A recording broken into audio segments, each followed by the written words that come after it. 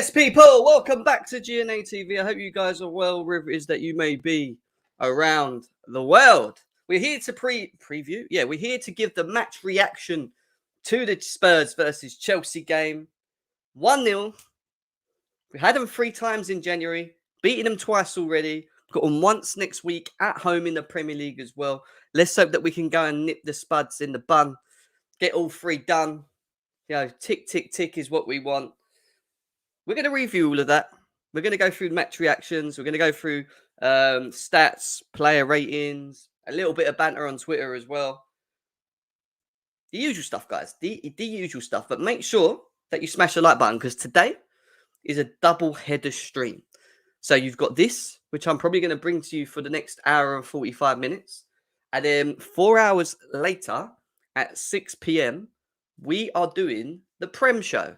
We will be reviewing the City and Chelsea game tomorrow as well. Do a little bit of a review later on. Ram will be joining me later as well. But we'll be going through all the Premier League games at 6 p.m. UK time. So make sure that you are available if you can be. Smash the like button, guys. Subscribe to the channel. Share in your socials. Let's cue that intro.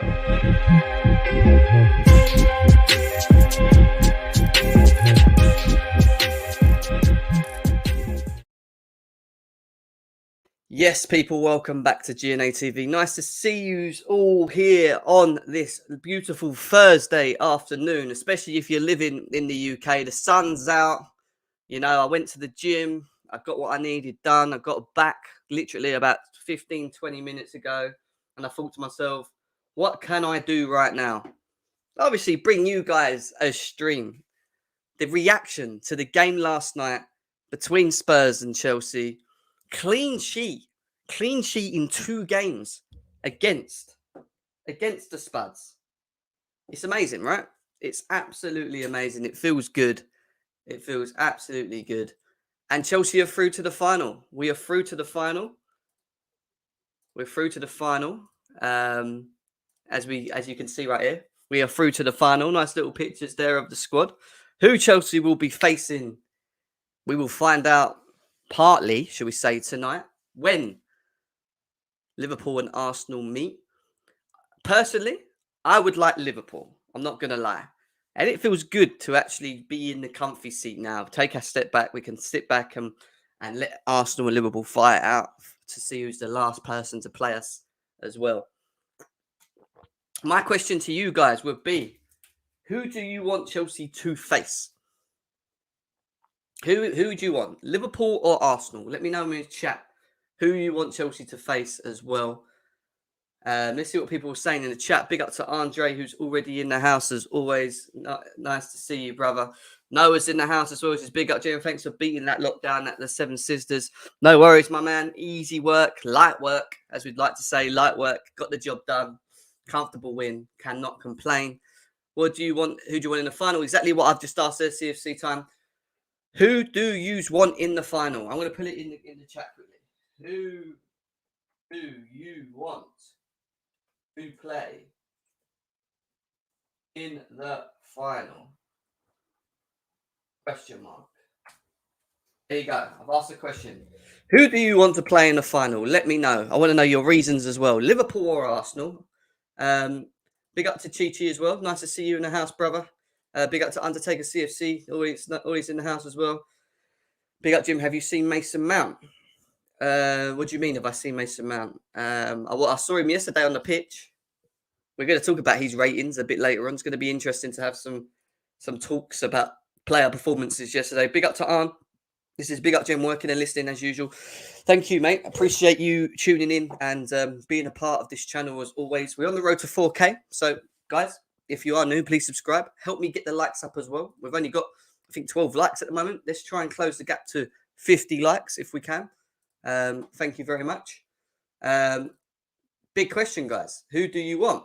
Who do you want to play in the final? I'm going to tell you mine in a second. Liverpool is what CFC Time's saying. Big up to JJ in the house as well. Rebecca's in the house as well. She's saying, oh, Thiago Silva. Yeah, Thiago Silva's a baller, man. Thiago Silva is an absolute baller. working and listening also. Yeah, big up to you, JJ. Nice to see you as well, brother. Thank you for tuning in. Big up to CFC Matty K as well. Big up to him. Noah says, Jem, question. Which Chelsea Arsenal game in this era where tackles were flying? Where tackles were flying. So you're saying when it was quite a heated game. Where was the last time we had quite a heated game with Arsenal?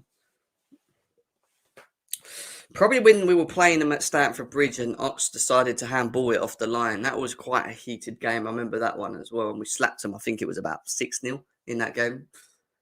Jim, do a poll and pin it. I actually don't know how to do that.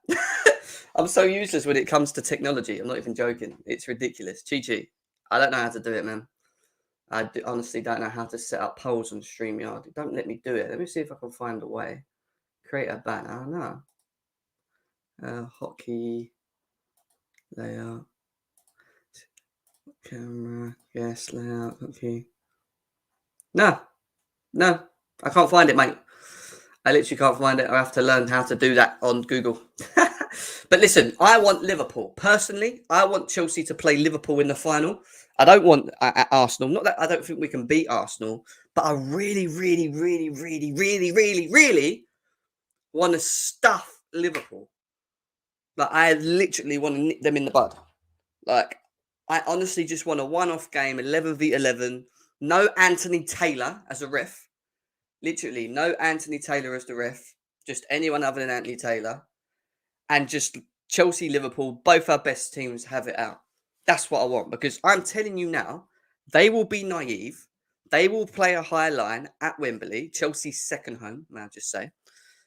And we will play players that will penetrate and attack that space. So I prefer that than play Arsenal, who will probably just sit back and play counter football over the top. I would rather play against the Liverpool team and play Klopp and beat him in a final and just see his face. See his face. That's what I want to see. I want to see him cry like a baby, man. So I want Klopp. I want Liverpool. I hope Liverpool beat Arsenal and Chelsea get Liverpool in the final. Let me know in the chat who you would like Chelsea to play. Arsenal or Liverpool? Give me your reasons as well, guys. Either team will be great to beat. I hear that, Showtime. Malang Sarr, more like, yeah, Malang Sarr. We're going to talk about him. Trust me. Wenger's 1000th game. I remember that one, actually. I remember that one. Is that when Mourinho and Wenger were having fights on the site? I think that was. Give me Liverpool. How many trophies do we need this season for Tuchel to surpass Klopp? Facts. 1, 2, 3. Is it 3? I don't even remember. I'd like Arsenal, but put them in their place. I know, I would as well. I wouldn't mind Arsenal. But can you imagine Klopp's face if we get Klopp in the final and we beat him with 11 of 11? And we know they're going to play that high line. Come on, man. Come on. Arsenal for the FA Cup payback is what listen, I get the whole payback thing, wanting to play Arsenal payback. I get that. I just think the way that Liverpool will play against Chelsea, which will be high line, naive, Trent on the wing, getting beaten by whoever's on there. You know, Van Dijk showing us that he's still half the player since he came back that he was before. You know, and whoever's next to him, I hope it's Kanate, just to prove Ram how crap he is. Like, it would be perfect. It would make me happy. It would make me happy to see us play Liverpool, man. Give me Liverpool. Jeb, your forwards are terrible. Good vibes. Yeah. We'll get into that. Big up to Declared in the house as well. Abdul says Arsenal 2, Chelsea 2 in Conte's last season was heated.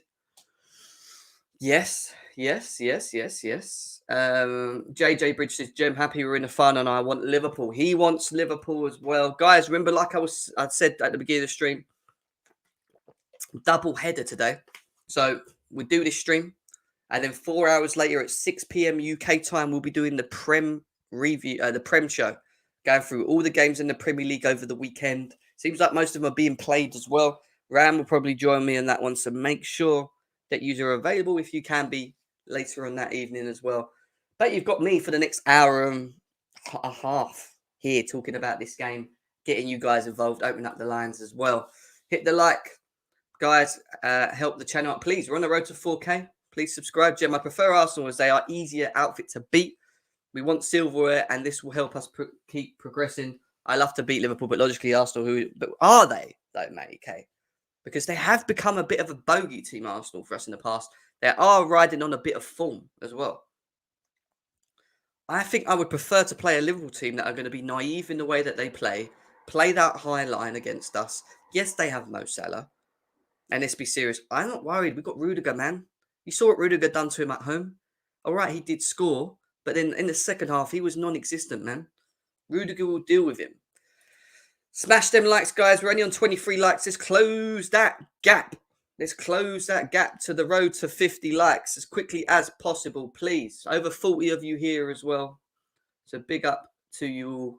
I want Liverpool. The amount of delays games will have such a stacked fixture by the time finals come around. They'll be tired as well. Good shout, Declare. Good shout. No Salah, no party is what Andre's saying as well.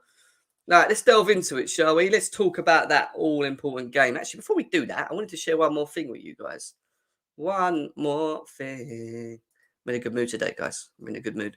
Chelsea have been responsible for 24% of Spurs' defeats suffered at Tottenham Hotspur Stadium since they moved to the ground. Spurs are winless versus Chelsea at home. 1 draw and 4 losses. Basically, we roll up to your yard like Conor McGregor and we run that shit. We run their ground. We are responsible for a quarter of all their defeats at their stadium. A quarter. That's a lot for one team. Thinking about it. They have never beaten Chelsea at their ground.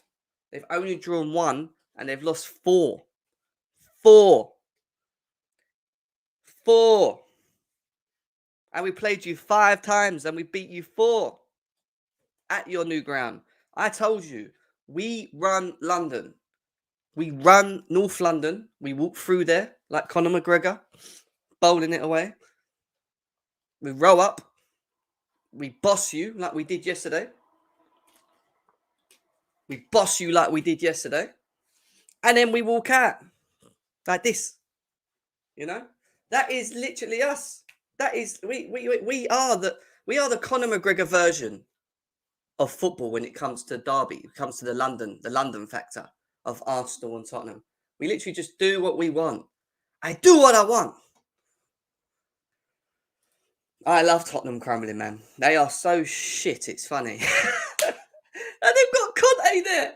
And do you know what? The one thing that makes me more happy as well, and no offense, they're making Conte look like Nuno. Like Nuno level. Like Conte looks, and he's already moaning, isn't he? You see his interview, you know, we're not at the same level as Chelsea, blah, blah, blah, blah, blah. Like he's under a lot of pressure, man. 24%, man. 24%. Eat that. Spurs to start paying us rent. Spurs might as well just start paying us. Spurs might as well start paying us, you know.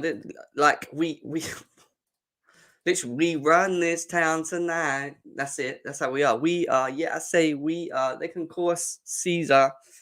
Like literally, that is literally Chelsea when it comes to Spurs. I love it. They should move out and make it our new state. Literally, that could be an option to be our second stadium. We could just kick them out, and then we could either have Wembley or their stadium. Ask Spurs to give us their ground. You know what I mean? We literally own their ground, bruv. It's not even home for them. Spurs are like that side piece. You go smash her. Spurs are like that side piece. You go smash at her place. Clean up and bounce. No cool. Just...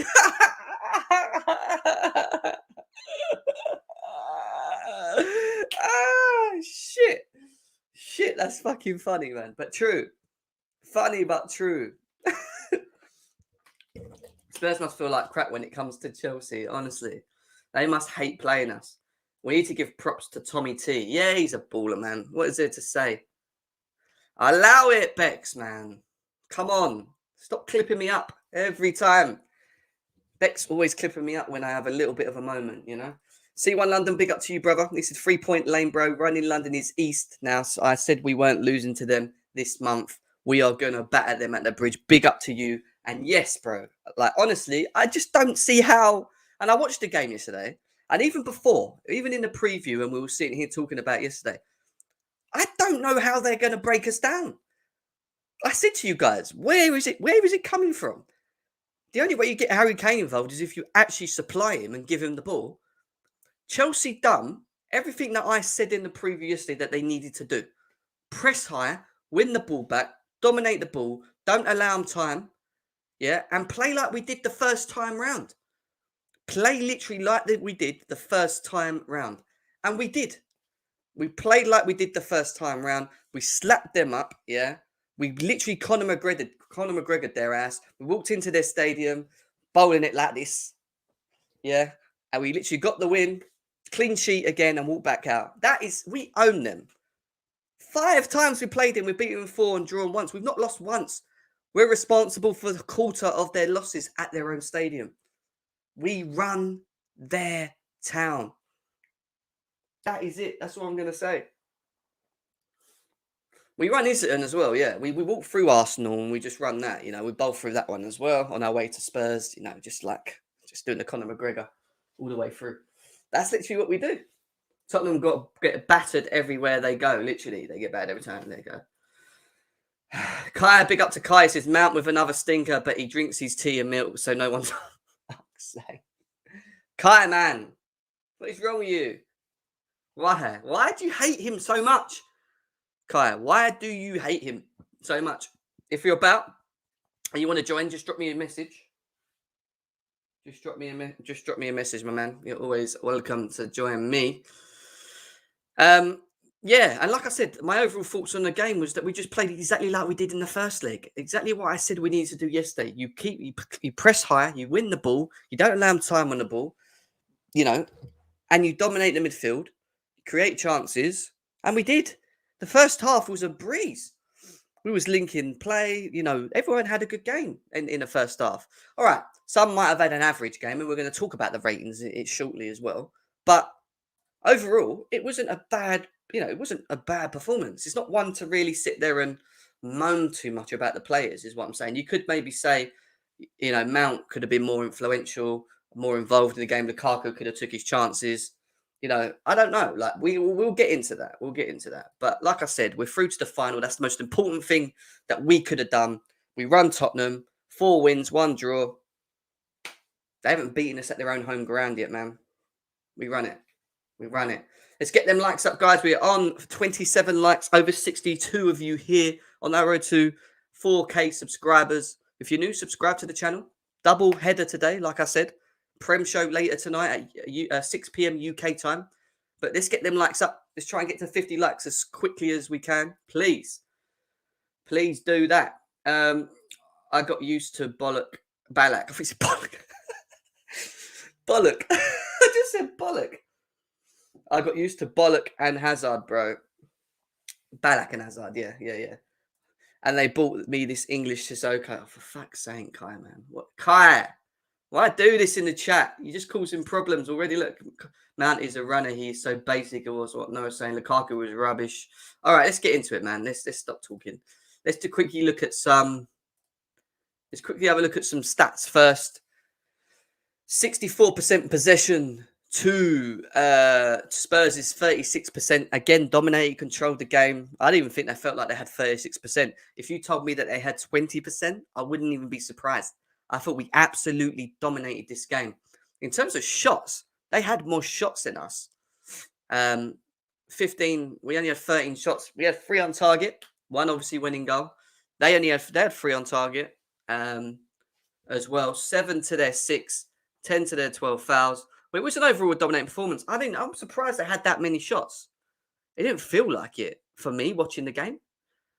All right, a lot of them are off target and they're probably skied. But 3? Yeah, I suppose. 3 maybe. Like the old game makes sense. I thought we had more chances than 13, to be honest. Obviously not. Only 3 on target. But there you go. There you go, guys. There you go. City Chelsea preview too. The City Chelsea preview will be tomorrow. We'll be doing that tomorrow at this time as well, around sort of 1 o'clock or so. So yeah, but we will be doing the Prem show later, which we will be talking about the Chelsea and City game as well. So make sure that you stay tuned for that as well. Ram will be with me later on, 6 p.m. UK time. So 4 hours after we finish this. Sell Lukaku and start Havertz is what Nopa's saying. Expression Zuzin says, I'm late for my own funeral because I've seen the lineup and I know what's coming to town. He knew. He knew, man. He's not stupid. Conor McGregor struts around but doesn't back it up, but we do. To a degree, yeah. I hear that. Big Ron, big up to you. Big up to George Campbell as well. Tell me if Lukaku scored with his right foot. I couldn't tell you, to be honest. Lukaku has no technical ability, is what Hamidou's saying. Big up to Hamidou as well.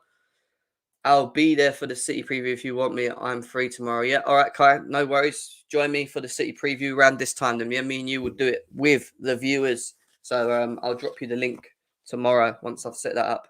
It'll be around this time as well. Big up to Nick Blue as well. Nick Blue, I will be dropping the link in here soon so you can come in and get involved. But first, let's quickly do some ratings and then open up the lines and get these guys involved, get the panel involved as always.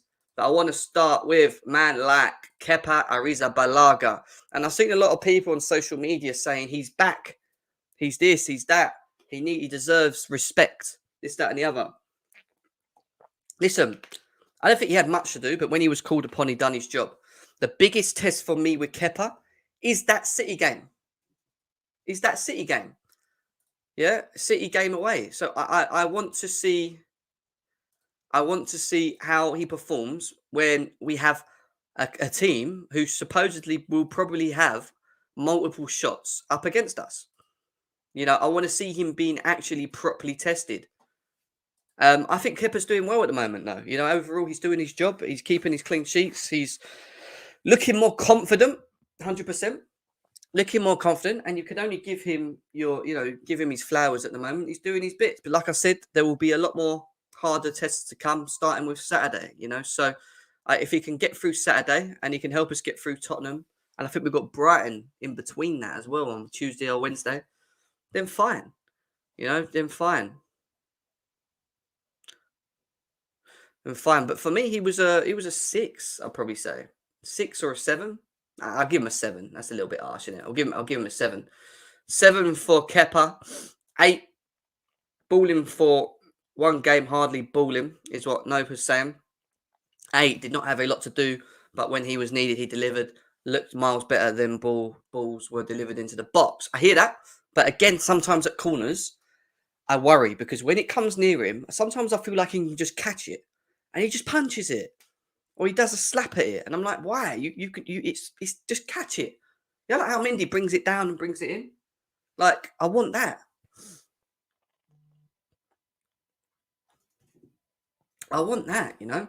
But yeah, he had a good game. There's going to be some tougher tests. I expect to see him step up against the City team, who will probably have multiple chances against us, I think. So we have to see 7 standard, 7 from Andre, 7.5, 9 for that offside goal. That was high. I mean, the ref had a bit of a howler yesterday. The amount of times he was trying to help Spurs get a penalty, bruv. And they were not even penalties. They were nowhere near penalties. Mad. Absolutely mad. Yeah. 7's fine. I'm giving him a 7. 7 for Kepa. Let's go on to Aspie. Good performance. Done his job again. For me, it's 7. Done what he needed to do. Never really got tested. Kept the ball well. Led by example. Done his bit. Gets himself to another final. I think, personally, he might be the one that leaves. I think Barcelona might be where he goes at the end of this summer. If he does, I hold nothing against him. For me, a legend of this football club. For me, he has been one of the most consistent players that I have seen in the years that he's played for Chelsea in performances.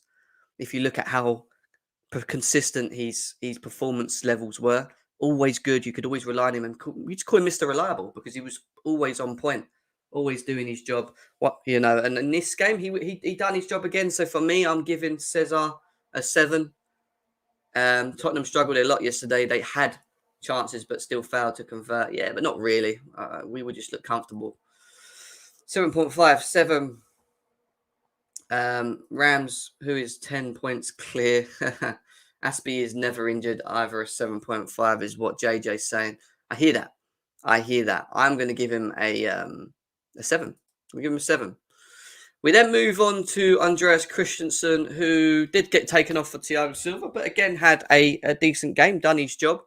He had a moment where gave a little bit of a silly free kick outside the box, which led to one of Tottenham's only chances for the free kick. But other than that, overall decent performance. Again, a 7. Christensen for me, done his job, got involved, did his bit. 7. 7 for Christensen for me. AC's an 8, 7, 6, 6 is what Glowbox is saying. Yeah, it's overall a decent performance for a player that I might not highly rate. Don't get me wrong, Krusty the Clown, but he had a good job. He done a good job yesterday. 8, 6, 7.57. So I think we're around the sort of the same rate for Andreas Christensen. We're going to then go on to Thiago Silva, who then came on for him as well. For me, Thiago Silva's always a 7, 6 or a 7. He didn't play too much, but when he came on, he was just Thiago Silva. He'd done his bit. El Monstro, for me, one of our best, actually our best defender. I think he's that important. I do think Rudiger is up there as well, but for me, Thiago Silva is he's on another planet, man. He's just on another planet. He oozes class. And yeah, for me, Thiago Silva will always be a 7. Easily. 7 standard is what CFC Time's saying. 7. Tuchel switching formation in game is legend. Tuchel, that's what Tuchel's about, right? He keeps people guessing. He keeps them guessing. 7. Smash the like button, guys. Please do that. Subscribe if you're new as well. We're on our road to 4K. Got 34 likes. Let's get to 50. Let's get to 50 likes, guys. If you haven't hit that like, it takes 2 seconds. While you're watching me, just bip away. So let's get them likes up as well. But yeah, Thiago Silva is 7 for me. Antonio Rudiger is the next individual. For me, Antonio Rudiger was an 8.5. He was awesome yesterday. There was a lot of question marks in can he play in the back four. I still think there may be still there. I think we have to take into consideration that this is cup competitions that we're seeing this back four. It'll be interesting to see if Tuchel reverts to this system in the Premier League. Now, I don't expect us to do it against Man City. I do think we'll go into a back three against them. But from what I've seen with the four, I do like it. And it seems to be getting the best out of the players. There's more freedom for the forward line. The defense looks okay. The midfield doing their job. The people who play on the wings are, doing okay. So for me, Rudiger's an 8.5. I thought he was overall very, very good. And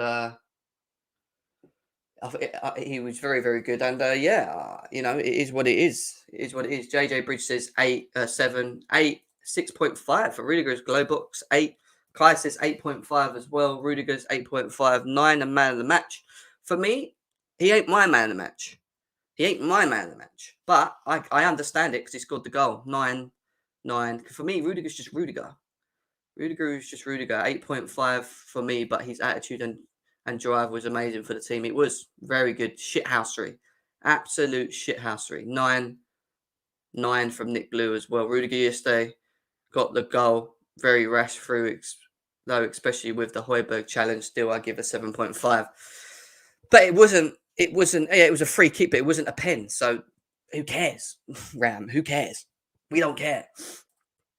Rudiger was playing in the back four for Sarri and for Germany before Lowe switched to a back three. He has played most of his career in a back four. But if you ask him, and there was an interview when he was at Roma about what he prefers, he did say a back three. Prefers a back three to a 4. Mate, we have to see. But an overall good performance from Antonio Rudiger as well. I want to talk about this guy who's benched Alonso for the last 2 games now. Malang Sarr. Now, I'm going to be honest. I was one of the fans, and I think we can all agree, because I think most of us can agree on this, that thought He ain't Chelsea quality, and he ain't good enough. Yet the last couple of games that he has played, he has been very good. And he played in a left back position yesterday, getting forward, getting backwards, getting back, defending, passing, looks quick on the ball.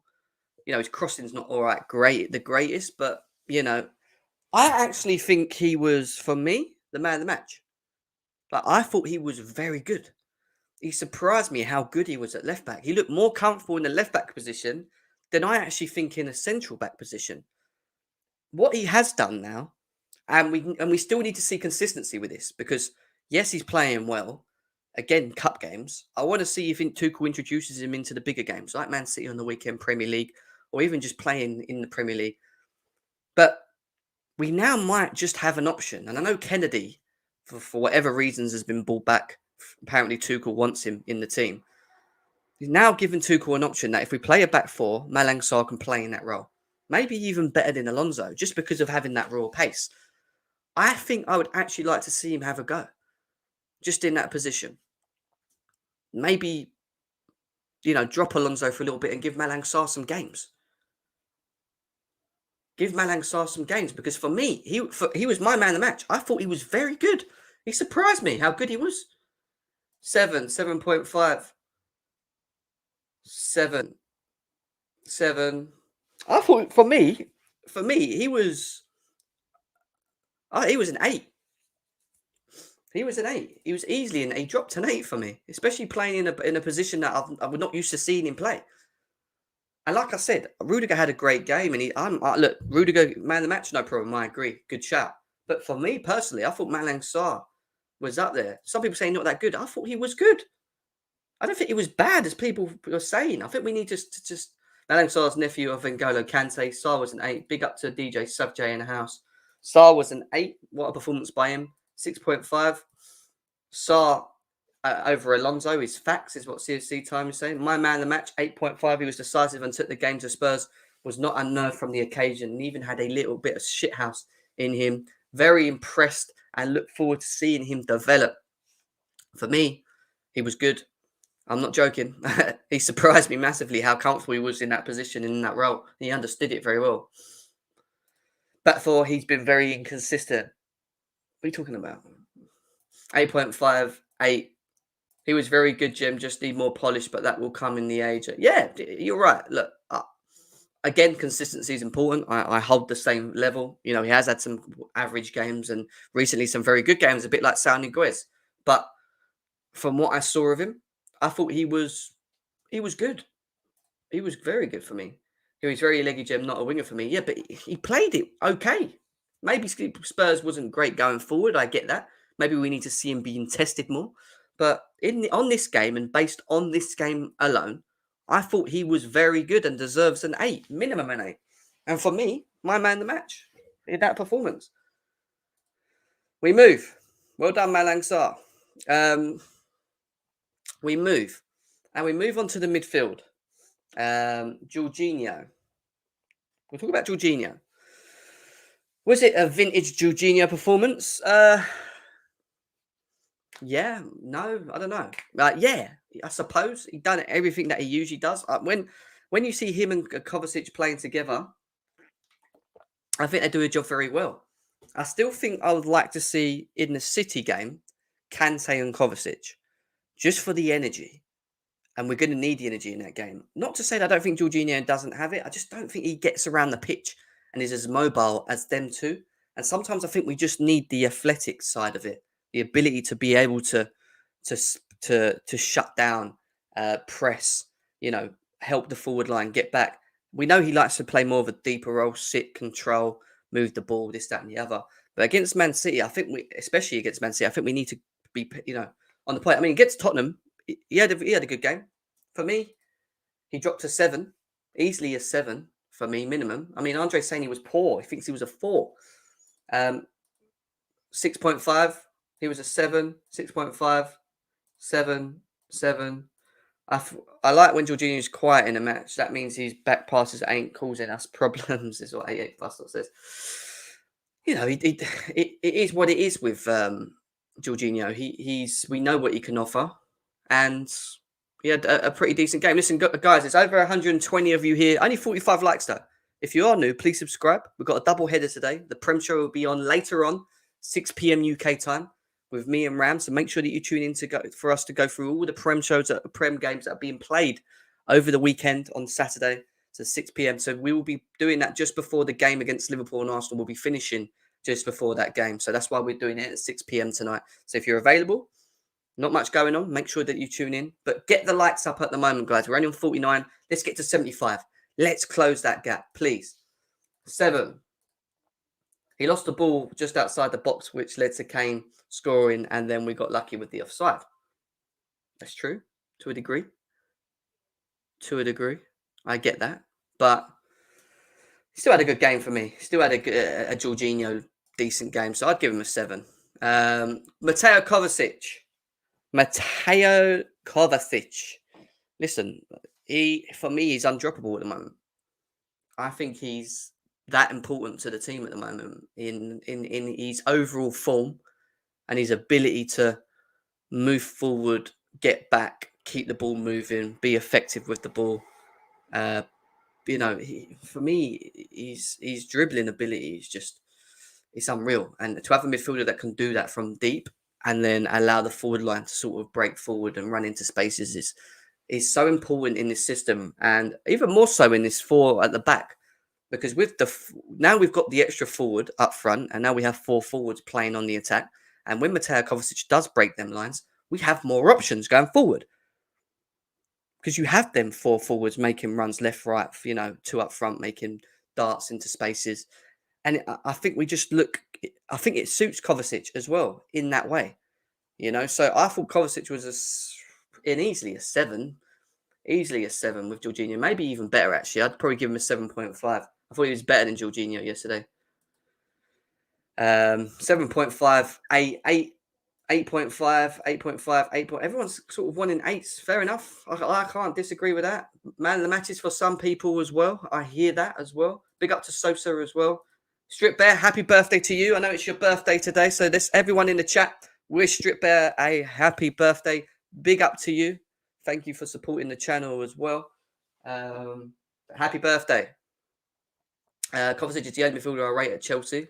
I hear that. 8. 8 for Kova. His runs were so underrated, the way he opens the play. Yeah, I hear that, bro. 8.5, 8.5, 8. Okay, 7.5. I hear that. Happy birthday, Strip Bear. All the happy birthdays are coming in for Strip Bear now. Happy birthday to you, people. Happy birthday. Right, over 150 views here. Let's close that gap to 100 likes. If you're new, subscribe to the channel, but hit that like button and subscribe as well. Hit the bell notification so it lets you know when I go live. All right, let's move on from Kovacic. And let's move on to the wingers, the 2 in front, shall we? And we will start with. Where's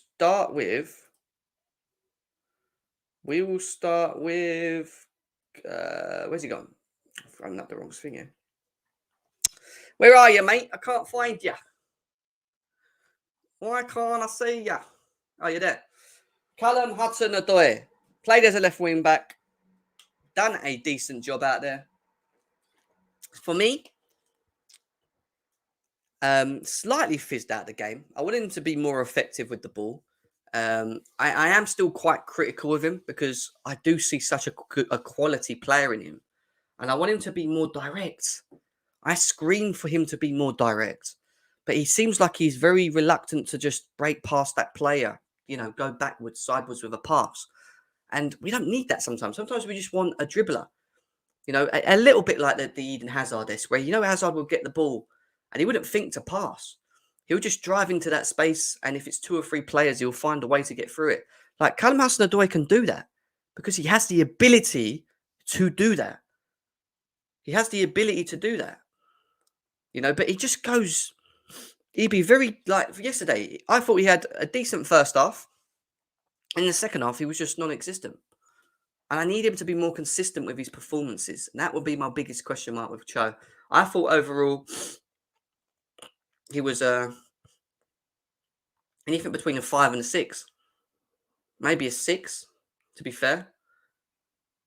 We was, yeah, playing in the back four yesterday. Yeah, 6.5. Yeah, I think a 6. 6 is fair enough. His passing was very good. I hear that. 6.5, 5.5, 7 passes back too much. Yeah, maybe just that's what I'm saying. Why pass back so much? Be more aggressive. Move forward more aggressive. Move forward more aggressive. Because he can. And that's why I think at least with Pulisic, and I always say this about Pulisic, as much as we moan about it, and yes, he loses the ball, he's always direct. He'll always run at people. I want him to do that more. He needs that goal. He did. 6.5 to a 7, 5.5, 5, 5, 6. Everyone's saying sort of the same thing. I said a 7 because he carried the ball well, but I can see a 5 or 6. He's allergic to the goal. Still the same question marks, though, isn't it, guys? We still sit here and ask the same questions about Callum Hudson-Odoi that we're not seeing. We want him to be more progressive. We can see that he's got the ability. And this is just criticism. This is not slander. People need to understand this. This is not slander. This is just good criticism of him because we know he can offer more. Cho dipped in the second half, 5 out of 10. Fair enough. We move on to Mason Money Mount. Now, Mason Money Mount, when he decides to pop up, which I'm sure it'll be soon, had for me, again, not a great performance. I thought he was an average performance for Mason Mount. However, outputs. He created the goal from the corner that led to Rudiger's header, which put us 1-0 up. Now, very good cross, great. Stressed me a little bit yesterday. He stressed me a little bit yesterday because some of his crosses, shall I say, into the box would not clear in the first man, whether it was a free kick or whether it was a corner. And again, he has the ability to do that. He has the ability to clear that first guy. Is he effective in the game? Now, look, I think he is an 8. I really do think he is an 8. And I think this is the position that should be getting the best out of him. But at the moment, he's formed for me. I don't know whether it's because he's playing too much or whatever it is. It's just still not there. It's just still not where I think it needs to be with Mason Mount. And this is not slander before anyone gets upset. This is just criticism. This is criticism that I've had of him for a number of games. His outputs are there. He's doing what's important there. I get that. But I need him to be more effective on the pitch. Because when you're playing 4 up front or 4 forwards, you want them all to be effective. You want all to play to their strengths. You've got players on the bench that are sitting on the bench because of individuals that are on the pitch. And you want them to perform because if they don't, you want to switch them and bring on players and give them the opportunity. We've got to keep giving people opportunities, but you have to take your chance. You have to take your chance. 5, 6. I can't criticize Mount when he played on the wing. We know since Lampard he doesn't perform, but it's not wing. It's not wing. Is it really? He comes in deep. He drops into midfield. He gets behind Lukaku and Werner. He sometimes goes out to the right. But he's not forced to hold the wing in this position. Mount's a 5, not great. 4.5, 2. Big up to Joey in the house. Big up to you, my boy. Hope you're good. 10. That was what Johnny would give him. Yeah, Johnny would give him a 10. Yeah, 6.5 only because of the assist is what Josh is saying. 5, and again, it's the outputs that give him that. Mount's a 6, lost the possession too many times, poor corner deliveries. Must just be fatigue. And that's what I'm saying. It must be something. It must be that. Because he's better than that. His form, his form isn't great, but his outputs are decent. Let's get the likes up, guys. 100 likes, please. If you haven't hit the like, please do so. Our final ball yesterday, not great. 5. But yeah, look, I'm going to agree with you. I'm going to say anything between a 5 and a 6. I'm pushing more 5.5. I agree with DJ Savjay. I think 5.5 is where I'm sitting with him. Love Mount, truly, but wow, he sucked, is what Stripbear's saying. Kai's saying 5 as well. Mount's been average at best. He needs to fix up before he gets left. But his outputs are there, and that's the only reason I think it keeps him in the team. Because if he didn't have the outputs, if he wasn't, creating goals or scoring goals, which is what he's doing at the moment, even though his form is not there, then I think you'd be in a little bit of trouble. But we'll see. He can't defend, he can't score, but he can run. He's useless. Some people just go for the top. 6, Mount is an 8. Get him in position. 5.5, 6, Mount, but lacked impact in the game. What's Mason Mount's overall score out of 10 so far? Overall, this season? Well, his outputs are there. It's weird because his outputs are there and his form isn't. But then when you think about last season or the last 2 seasons, his form was very good and his performances were great. His output wasn't great. His output's better this season than it was before the last 2 seasons. He's beaten his goals and assists already, I think, if I'm right in saying. Other than Norwich, what is his output in 24 games? Well, he's assisting, isn't he, Kai? He's still creating goals. He still scores goals here and there. Is he not our second highest goal scorer as well? 6.5. It's bloody Tottenham. We have to kill 10. Big up, man, big up. But let's move. I don't want to get stuck on the Mason Mount debate and drama. At the end of the day, we're criticising him on this game specifically. And I keep saying his form is not there. I don't think he's at the form levels that he was last season. Maybe it's fatigue. Maybe he just needs to have a break. But when you look at what he's done this season, he has 7 goals in 18 appearances. I don't know how many assists. I mean, we can actually have a look from here. This is just Premier League only. He has 4 goals in the Champions League. Oh, that ain't right, is it?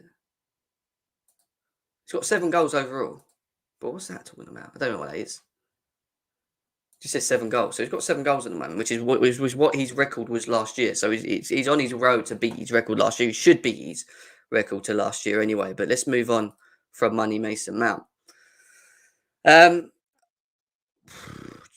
Smash the likes, guys. Subscribe if you're new to the channel. We're going to move on to the forward line. And we're going to start with Timo Werner because he was then taken off for Kai Havertz. And I thought he had a decent game.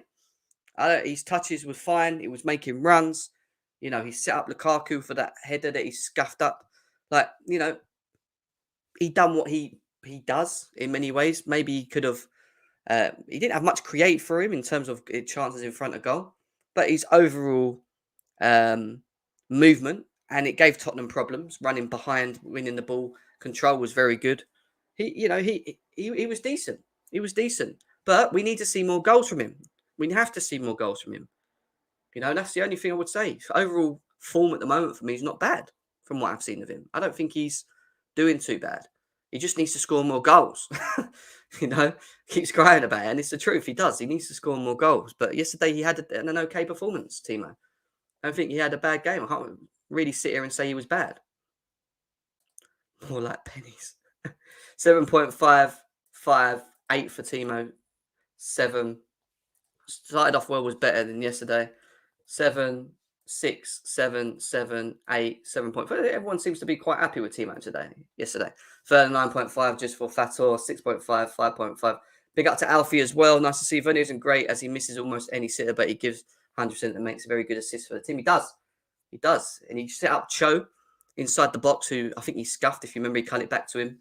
He set up Lukaku with the header, which was literally on his head. He didn't have to move. He was just there, and he just was a bad header. So I like Rafinha, Joey. I do. I think he's a good player, and he would probably suit this system if we switch it to what it is now, the 4-2-2-2. I think you'd get the best out of Rafinha in that. I really do. If we went for him. Here we go. He wasn't, was he? Because he got subbed. I actually think Malang Sarr was, to be honest, or even Rudiger, or even Kovacic. But this guy is definitely not man of the match. Good performance, though. I gave him a 7. Just so you know, before you start crying about it, I gave him a 7. 6, 7.5, good work rate. Great, created the corner that led to the goal. There you go. Attention to detail from CFC Matty K there. We move from Timo. And then we move on. Oh, Kai Havertz didn't come on, did he? Who come on for Werner? Who the fuck come on for Werner? I've gone brain dead. Did Werner come off he did come off yesterday, didn't he? I know Lukaku was up front. But who came on for Werner? Can someone just tell me in the chat? I've gone brain dead. Rested for City. He probably will play as a probably a right wing back.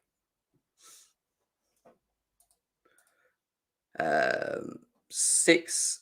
We're gonna get this. I can't remember. Oh, Ziyech. That's it. Thanks, guys. Yeah, Ziyech. Sorry. That's how I know. I didn't even know he was playing. I didn't even know Ziyech was on the pitch. Oh yeah, it was Ziyech. Yeah. Because I remember him going on a little mad run at the beginning and trying to take a shot. Yeah. 6 for Ziyech. He didn't play too long, did he? So I'm going to keep it short and sweet. 6 for Ziyech. He didn't do much, but I think 6 is fair. 6, 4.5, 8 from Mary. Yeah. Listen, I ain't going to dwell on this one. I can't bother to sit and talk about a player that didn't play that much, to be honest. So, yeah, 6 for me. Romelu Lukaku, guys. I'm going to put the link in the chat as well. Get you guys involved. Here you go. We're going to go on to Romelu Lukaku. The lines are now open as well. Get you guys involved. I need to pin that link when it comes round. But Romelu Lukaku's performance. For me, again, average. Look, I'm critical of him because he's 100 million and I expect more from him. I expect more from him. And did he have chances to score yesterday? Yes. Did we create loads for him? No. Werner created that one for the header, which he headed wide. But I still think he could have done better with that. It was just a poor header. And I put saying out on Twitter yesterday, I said, can Lukaku actually jump? Because I swear, every time the ball went in the air, he was losing battles in the air. It's like he can't jump. I swear, it's like he actually can't jump. I was laughing. But look, he had that chance. And then he had the chance earlier where he brought it down on his chest. Look, by the way, great control from him on the chest, brought down in front of him. And he hit it straight at the goalie. Could he have scored that? Yes and no. They come and go. So, he had that chance. And he had one more chance as well. I'm sure he did. He had one more chance in that game as well. What are you saying, boys? Monster, what's going on? Yo. What's going on, brother? Listen. Obviously, I know you lot are still talking about games, so we'll talk about the game. But obviously, I wanted to talk about the board and the rubbish that's going on. But yeah, you lot can obviously continue talking about the game for now, innit? Yeah. No. Literally, I'm just finishing off Lukaku, and then we're going to talk about the overall game. And if you want to talk about the ball, but what were your thoughts on Lukaku's performance, Monster, yesterday? Because I did feel like he had chances, but not that much, if that makes sense. He could have done better with the first chance. The header, I still think he could have done a bit better with. I'm not going to lie as well. At least get it on target. But what were your thoughts of it? The first chance, which was obviously when he chested it down and the keeper saved it, what he did there was brilliant. He was also being put off balance by the defender as well, and the goalkeeper saved it. That was just the goalkeeper. He did well to take it down the way he did and hold off the defender. But when the defender's trying to keep you off balance, and obviously the goalkeeper's right there as well, I think he did very well. But he just should have. It's tough. It's tough to say. He should be just be scoring that. The degree of difficulty is quite hard, isn't it? Yeah. I hear that. What was your thoughts, Josh, on him? Yeah, I mean, I feel the same way as Monster. It's a beautiful build up. The touch is nice. The balance is nice. He hit it. He looked like he hit it pretty clean to me as well. It just was right at the keeper. He made a good save. Obviously you'd like that to go in the net, but at the end of the day, the keeper made the save. But I thought he was okay. I thought he held the ball up well. He had some nice touches to Timo. They had a nice little kind of 1-2 working up top. Aside from not getting that a was goal. only the first half. Second half. Yeah. I'm aside from getting a goal, I thought he was okay. I mean, obviously you want for 100 million, you want more. I agree with you on that. I think the second half we sort of laid up a bit. I thought the first half we were very good and whatever else. The second half I felt like our levels just dropped slightly, and that might be because we were just 3-0 up. Don't get me wrong, but there's definitely a little bit of complacency in the second half. I wouldn't me personally. I don't put too much on this game because it's a cup game. We've already won the first leg 2-0. Spurs had to score after we scored the first goal as well. Spurs had to score 3 or 4 goals to even try and win it. So to me, it's just like, I don't. It's not. The performance didn't really matter as much to me in this cup game, innit? But we can't play like this, which we have been, by the way. Yeah. We can't play like this in the league. We've been doing it too much, man. We can't. But can I ask you guys something? Don't you guys feel like we're a lot more fluid now with the new formation? Yes. But like however, what I would we say press better, we attack better. Cup game, though. Can I just say something? No, I'm not talking about this game, bro. I'm talking about No. But what I would say is that yes, I agree, we are more fluid, but it is a cup game. I need to see this in the Premier League. You know, this like it's good to see.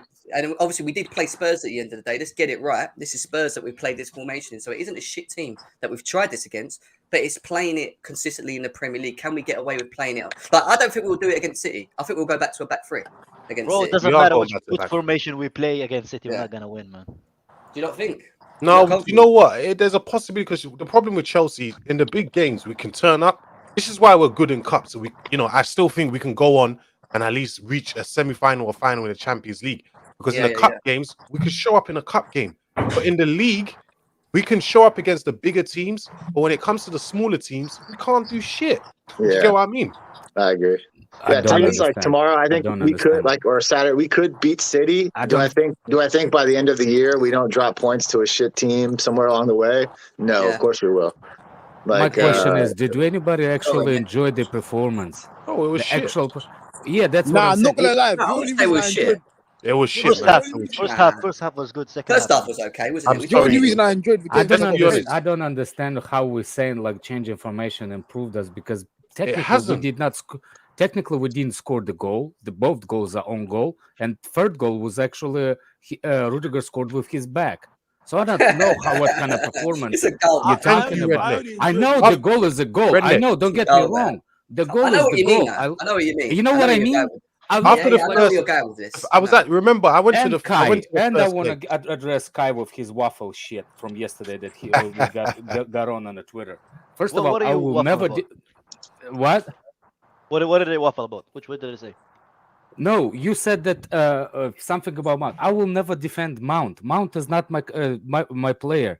But what did I say about Mount? You said I refer that to you though. Oh fuck's sake! But you answered me, right? Enjoyed the game because I got paid. No. I answered a lot of people in that timeline. Yeah, but I answered it, and you told me I was waffling. Yeah, you were waffling about the Jorginho. Exactly. What did I say? You said that he was waffle. Yeah, you said that he was poor and the goal was conceded because of him, which wasn't. It was because Kepa did a rushed pass. No, you called me waffle about the Mount. No, I know you don't like Mount. You must have been to someone else. I see what you're saying. I see what you're saying. Yeah, that particular situation that I'm talking about the J5. By the way, he did really good in the rest of the game. But that particular moment, I wasn't waffling. He was pointing hand where he wanted the pass to come. Yeah. Did you see that? Yeah, but the pass was too strong, man. It was too fast. It was too fast or too slow? People figure it out because I see people too powerful of a pass. It took too long to control it, and usually he does. Are we seeing it talking about the how strong the pass to the pass from Kepa to Jorginho. You saying the pass was too strong? It was misplaced. It was too fast. Yeah. Kai, the problem was the positional awareness. I can't believe it, man. I can't believe it. Like, you called me waffling? Bro, the main problem was Jorginho's positional awareness, calling for a ball in a space where he didn't have any space. Like, yeah, he shouldn't have done it. Yeah, but also like the pass itself, it wasn't a good pass. I think you got to put it down to both of them. Look. The pass doesn't matter what pass. He could one-touch it pass to white player. He didn't have to. First of all, the pass you're saying pass. Everybody is saying that pass was was slow, not fast. Yep. You're the only person on the planet Earth saying the pass was too strong. No, I'm not the only one on the planet. Yes, you're the only one. Guys, can we move on? Hey, but even if the pass was good, he's still in a dangerous spot. Could have lost it. What? I didn't say that he's out of position. You called me waffling on the majority of fault. No, you're gonna ask me something, then you're gonna bitch about it. Let me finish my point. Yeah, the majority of the fault was at Kepa. Yeah, both of them. Jorginho shouldn't have been asking for the ball like in this dangerous area.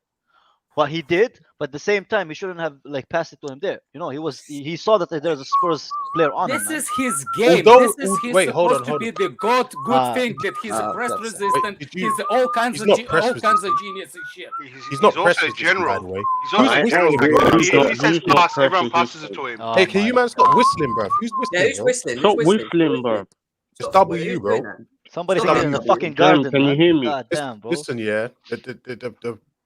I Guy, noticed nothing one thing. I personal. noticed. You went personal when I said waffling, man. One thing I Waffling is noticed. not Alex. I love you, bro. Nothing personal, man. Waffle doesn't. It's not something with hate, man. It's just it's just a joke. One Man. thing I noticed about the game, yeah. I don't know if you guys noticed this. It didn't Yeah. work because obviously Chelsea. If you look, Chelsea didn't give Jorginho as much of the ball as they usually do in it. Watch the game properly, yeah. The reason why is because every time Jorginho was in a position to collect the ball, there was 4 or 5 Spurs players around him. That's why we kept going through Monster, Kovacic that was instead. the second half. No, that was the first half, bro. Go watch it No, again. bro, Kovacic and Jorginho was bossing that first half, man. Come on. Yeah, they did good in the first half. That was the second half. C1 is right. Listen, Like I no, said, I didn't he say that. did I didn't say that he's at fault for anything. I'm not saying he's at fault. I'm No, saying no. I'm not saying that he lost the ball or he didn't play well or blah blah. I'm just saying if you watch the way Tottenham played, they targeted Jorginho. It didn't work. Yeah, I never yeah, said yeah. it But worked. didn't target Kovacic. Kovacic. Jim, can I come on? In Monster, you Let know me that a lot talk of to teams these do that, yeah? youngsters because they don't know what they're talking Oh, about. Nick, right. But let's keep it like I want you to talk about the game. I don't want anyone getting personal. Just about That's the game. what. Yeah, go on. Yeah, that's what I'm going to do. Talk about the game, not like some people. Yeah. It was a great first half. I think we were on it. Tottenham couldn't touch us. They couldn't get the ball. Nothing. First half, everyone was good. Second half, we dropped. We dropped a lot. Like Really? Monster was saying, wasn't a great performance. Yeah, it wasn't. The second half, especially because we just dropped off. Because Tottenham, they didn't have a clue what to do against us. We just sat off, played, passes. It was easy going in the end. About Chol, I want to say he didn't have a bad game really, considering. Yeah. I was pleased with him, especially pleased with Sarr mostly. That guy's getting into Chalobah's style now. Yeah. Soon he'll be even better, I think. He's got Rudiger next to him teaching him all the tricks. And Silva, especially be playing Rudiger. left Yes. back, he's going to be our new Rudiger one day. Shouldn't be playing left. Especially Silva. I agree, Yeah, Monster. Silva and Rudiger, man. I'm talking now. W yeah, you can talk after. Yeah, and Jorginho wasn't brilliant. I agree, but he wasn't bad. I think he had an average game, and Lukaku the same average game. He ran, he tried, he pushed, but he couldn't score. We're waiting for him to score that bloody goal, but he's going to come, and I think we have a great chance against City. I'm really confident we go and beat them on Saturday. Yeah, Fair that's enough. all for now. Yeah. Fair enough, mate. Fair enough. I just want to get Matty K. Sorry, I've got to just get some people haven't even spoken. Can I go after him though, Jim? Yeah. Go on, Matty K. What are you saying? If he wants to go first, mate, go in. I'm taking it all in at the moment. Can I go? All right, go on, Kai. Yeah, man. For me, man, I gotta give Shaw credit, man. For me, he was the best out of the attackers yesterday. Yeah, Gotta be honest, man. Like he was the most dangerous out of all our attackers. The way he was beating the man, the way he was crossing, his crosses were good. He was getting to Out of dangerous 3 areas. it was him. Yeah, His off the ball movement is the best, man. Lukaku and Warner was for me, poor, you have to give him credit, man. I don't think he gets enough credit for that game. I think it was really Yeah, out of 3 sixes, he was the best. out of 3. Fair enough. Can I just touch on something Monster said real quick that I completely agree with? This idea that Jorginho is press resistant is just utter horseshit, dude. In fact, it's the complete opposite. If you wanna punish Chelsea, you press Jorginho because he will give up the ball. This idea that the man is like the idea that he's a press resistant player to me is just utter horseshit. Kovacic is the goat, man. Kovacic is what you would call press resistant. Absolutely. 100%.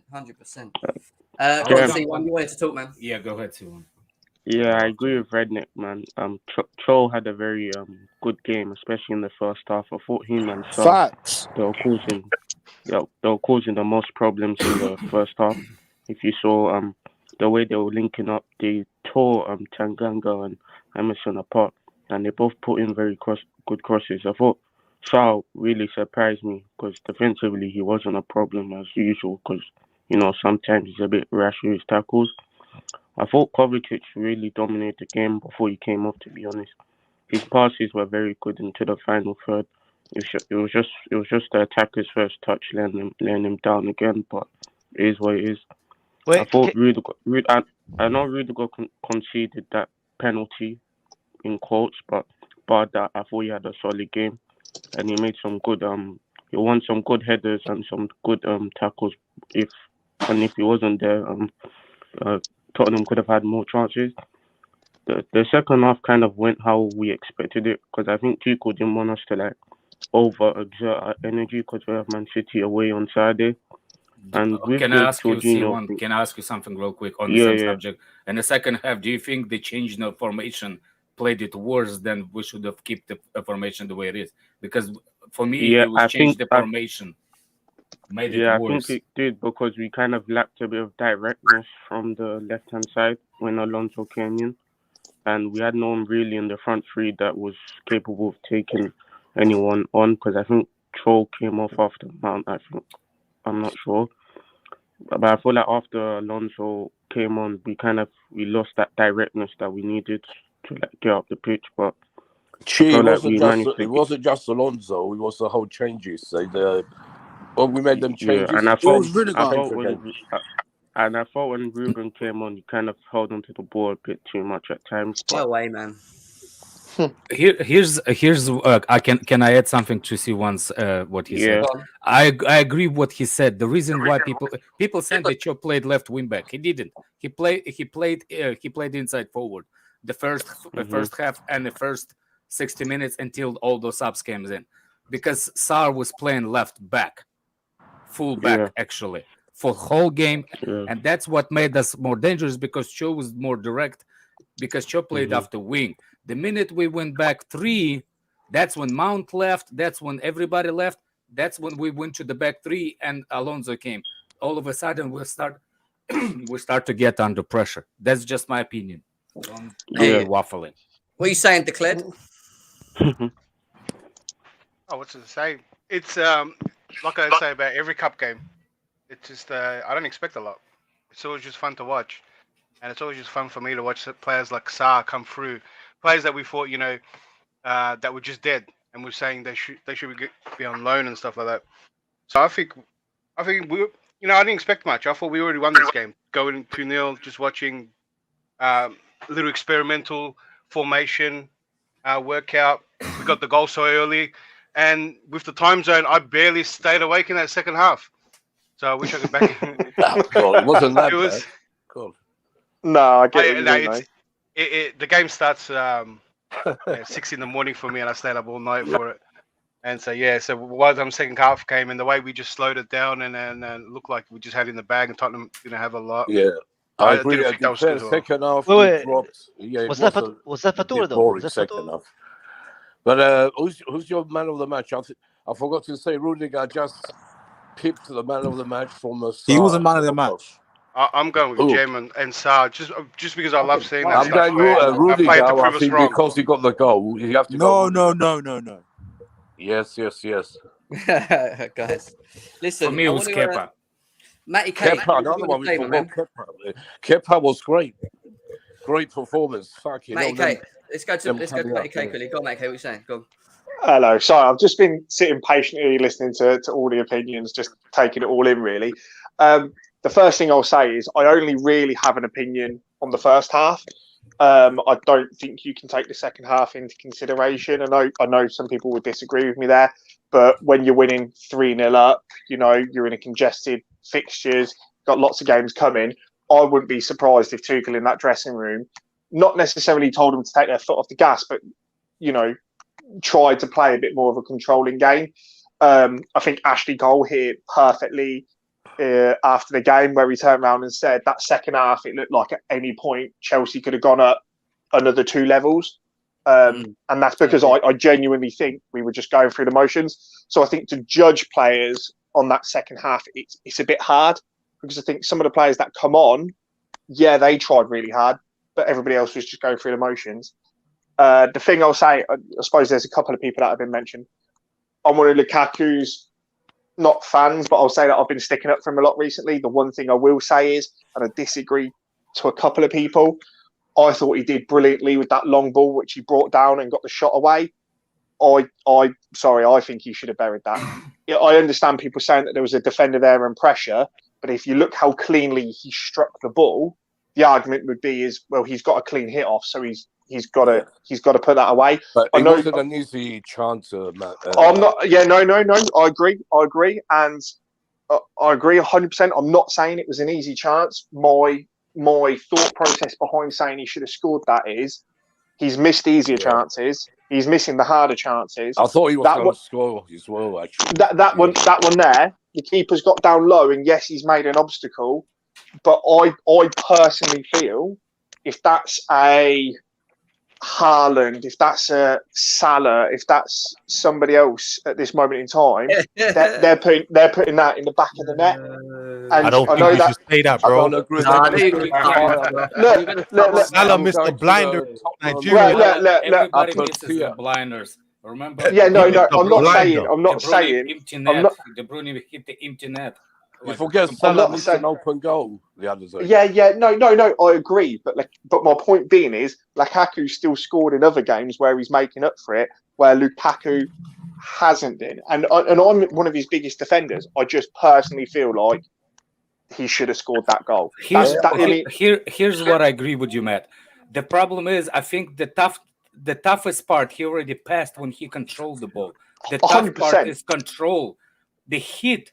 That's where you criticizing him on the hit of the ball, because he actually did the hardest part really good.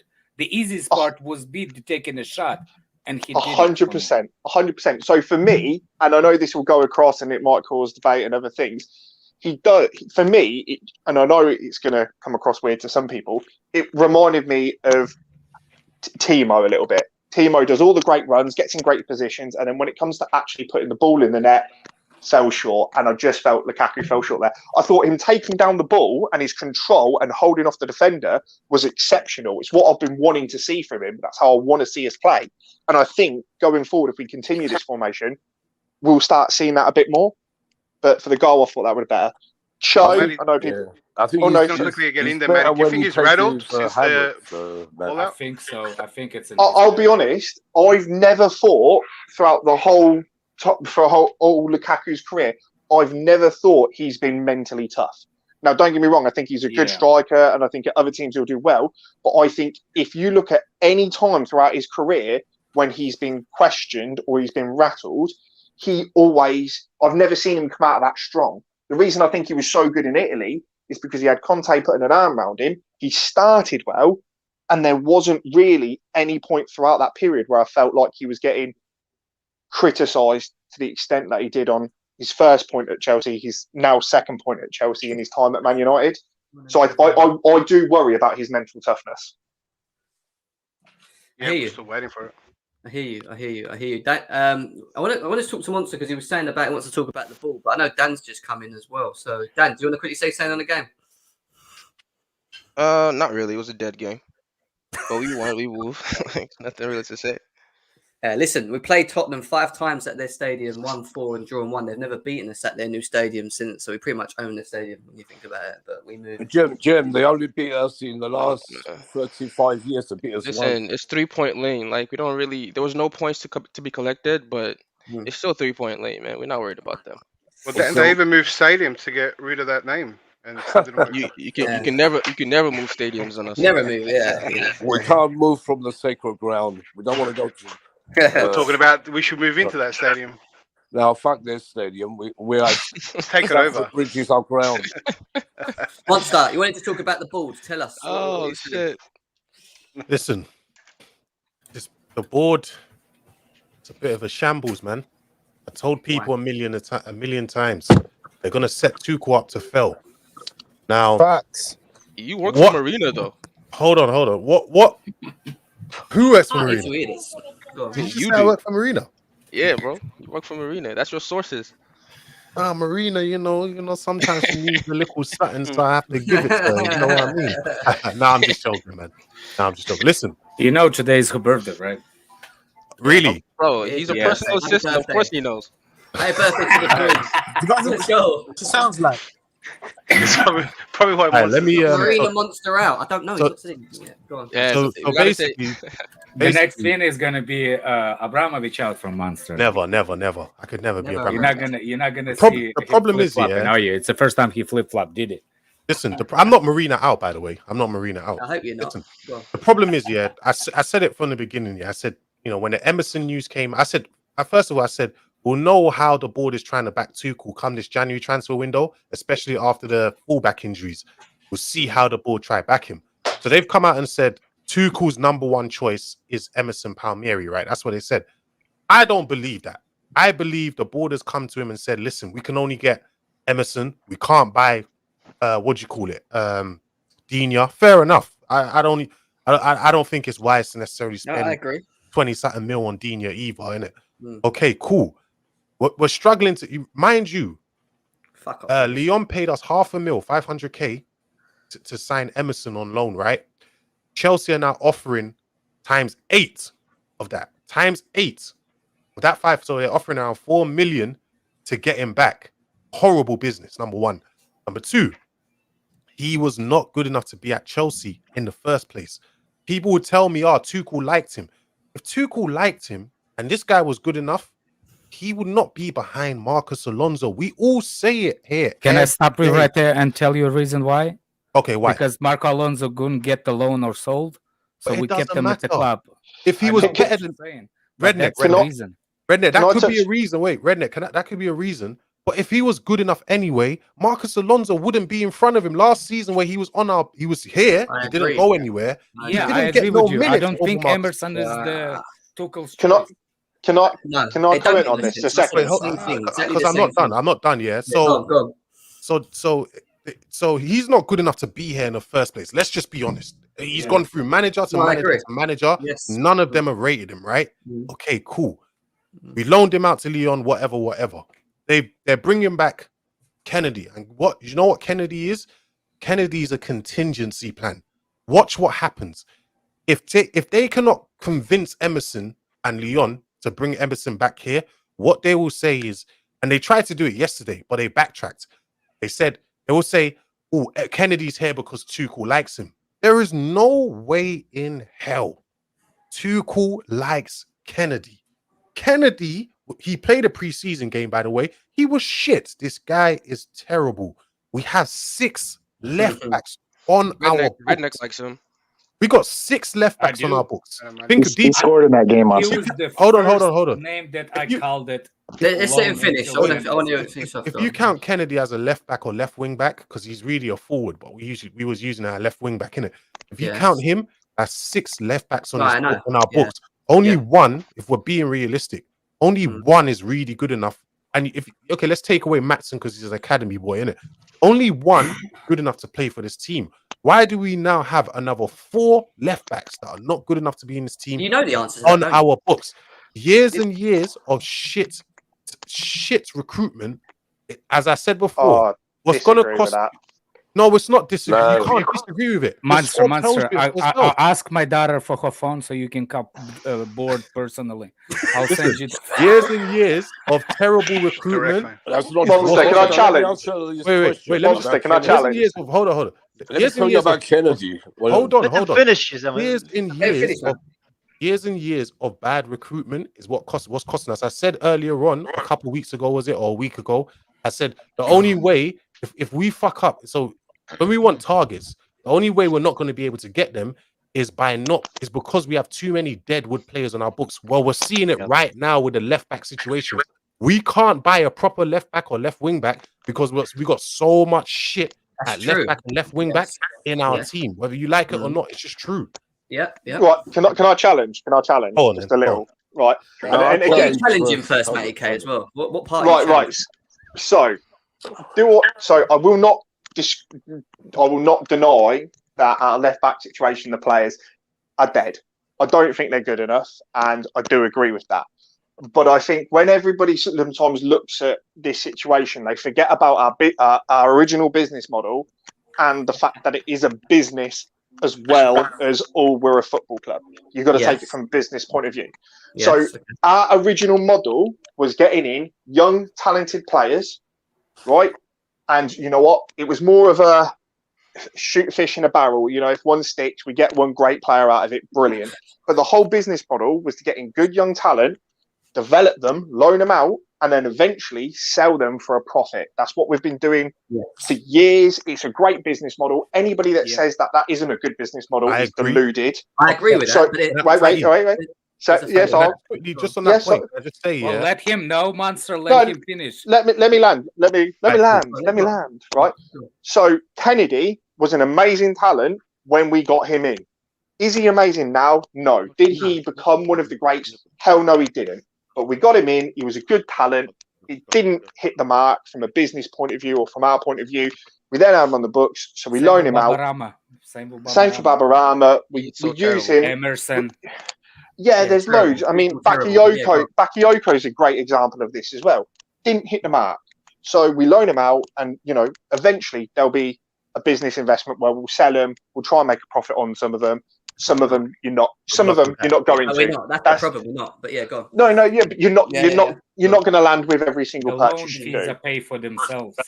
Exactly. The loans pay for themselves, and you're not going to land with every purchase you do. It's just not going to happen.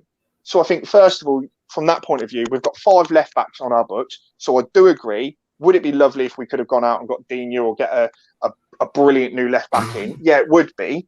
But the 2 things you've got to take into consideration: we've got 5 left backs on our book. Whether they're good enough or not, we've got them on the books. Yeah, I agree. Loans out next season. Hold on. You made a very good point. I just want to ask you, so is it a good business when it starts to affect your first team? Wait, so I can answer this from changes. So we used to be able to send out, I mean, I can't even remember. I think, Gem, you mentioned it the other day, how many loanees we've got out at the moment. Next season, that changes. Not many. We can't loan out as many people next season. That's just facts. Due to the changes, we can't loan out as many people. Yeah. So I got a different view as well. Oh, sorry. So so my point being is, you can't bring in more players for more positions when we know we are going to have to do an overhaul or a massive sell of players come January. So my thought process is this, and this is why I'm actually okay with Kennedy coming in to do a job. Do I think he's going to do a great job? No. But I would much rather, from a club standpoint, we sort ourselves out in January, sell off the deadwood. I always said I didn't want Emerson coming back because I want to keep that deal intact, and then use them funds to invest wisely and properly in a better transfer market in the summer. But what's in the summer? Yeah, that's exactly how I hold on, Jim. Let me just ask Mike. How confident are you, considering? Let's deep it. Malang Sarr, obviously he's looking all right. So with him, I won't even include him in this. Barkley, Ruben Loftus-Cheek, because if we're being honest, Loftus-Cheek as well. Alonso. There's more, but I can't think of them right now.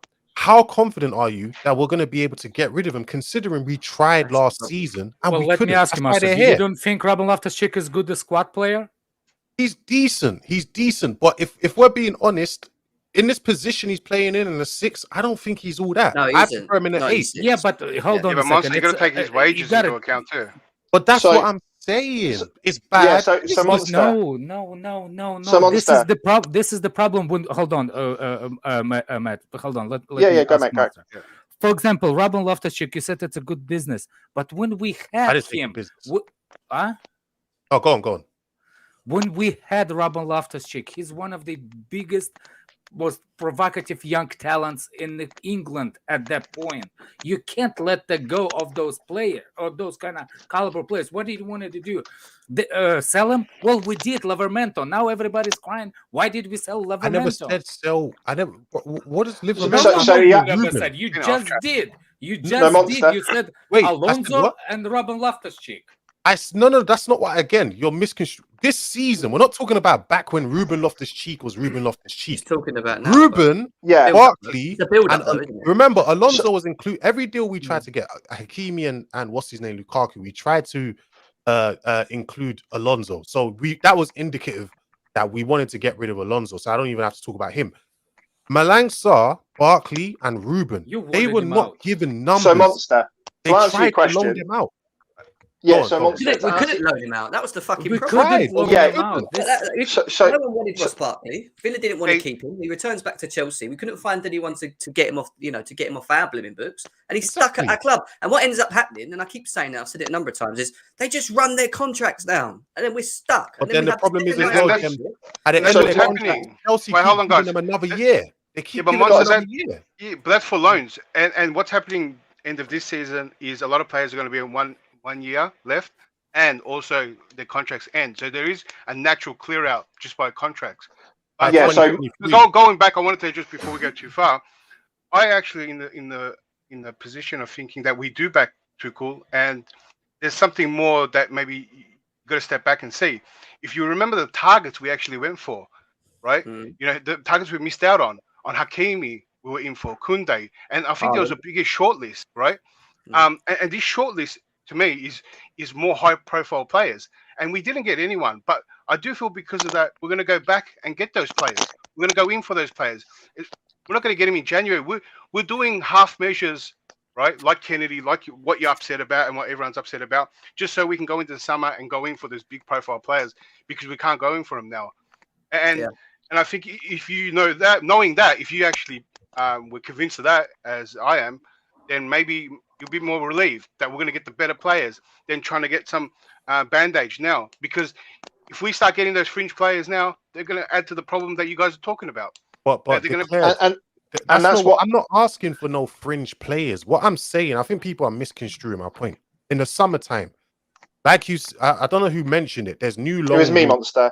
Yeah, obviously we know there's new loan rules coming in. To be honest, there's not actually that much difference. Players on it's like over the age of 22, or is it 23 players? First of all, it's loan. only gonna count overseas loans, not the England's loans. No, in England we can only loan out a few players anyway. Monster, let me ask you something. What you're missing out on. You're talking about the board. They're not back. You think they're not going to back Tuchel, or you think they're not backing him? My problem is like Matty said. Obviously, we know that it's a business, isn't it? My problem is the business is now hindering the first team. So when you're giving players, players that are like Baba Rahman, I think his contract had already expired. They gave him another year.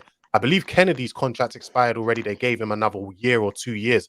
I believe Bakayoko's contract expired. They gave him another year. When you're doing these things, and the problem is you can't sell these players. That you're having a situation you're having at left back right now. So the situation at left back right now is hold on, asking me a question, but you're not letting me answer. Yeah, I know you answered that. Yeah, but the situation what people don't realize is I'm not saying go and buy a stopgap. That's not what I'm saying. Have you? No one's heard me say. What I was getting at is that stopgap targets are only in January, not necessarily, but most of the time. No, but what's the main reason why we can't go for a main target anyway? What's January? Because don't go for big names usually. Can I answer the question? I can answer that because we're not if the main target usually not the only our main target. There's a couple of main targets the player that we going for. There's usually Real Madrid. There's always the big clubs that goes for the same targets as we are. But no one is. We don't even know who our main target is right now. I'm saying, why can't we go for them? It's not. Why can't? Are you talking about? 1 second. Are you talking about now? Why we don't get our main target at left back? If Chelsea probably have.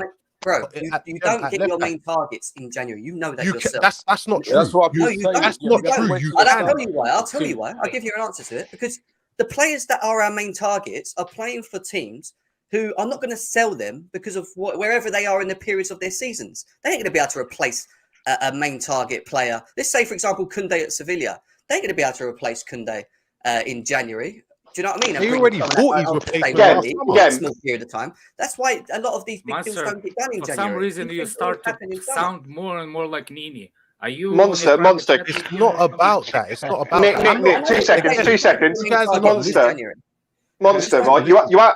Can I answer the question? You directed it to me, Monster, originally. I know everybody's give you footballing reasons. The question I asked was, what is the main reason right now we can't even sign anyone, even if we wanted to, at left back? No, and I can give you that. Hold on. Nick, hold on. I can give that. Nick, hold on. Hold on, Nick. 2 seconds. Let me go.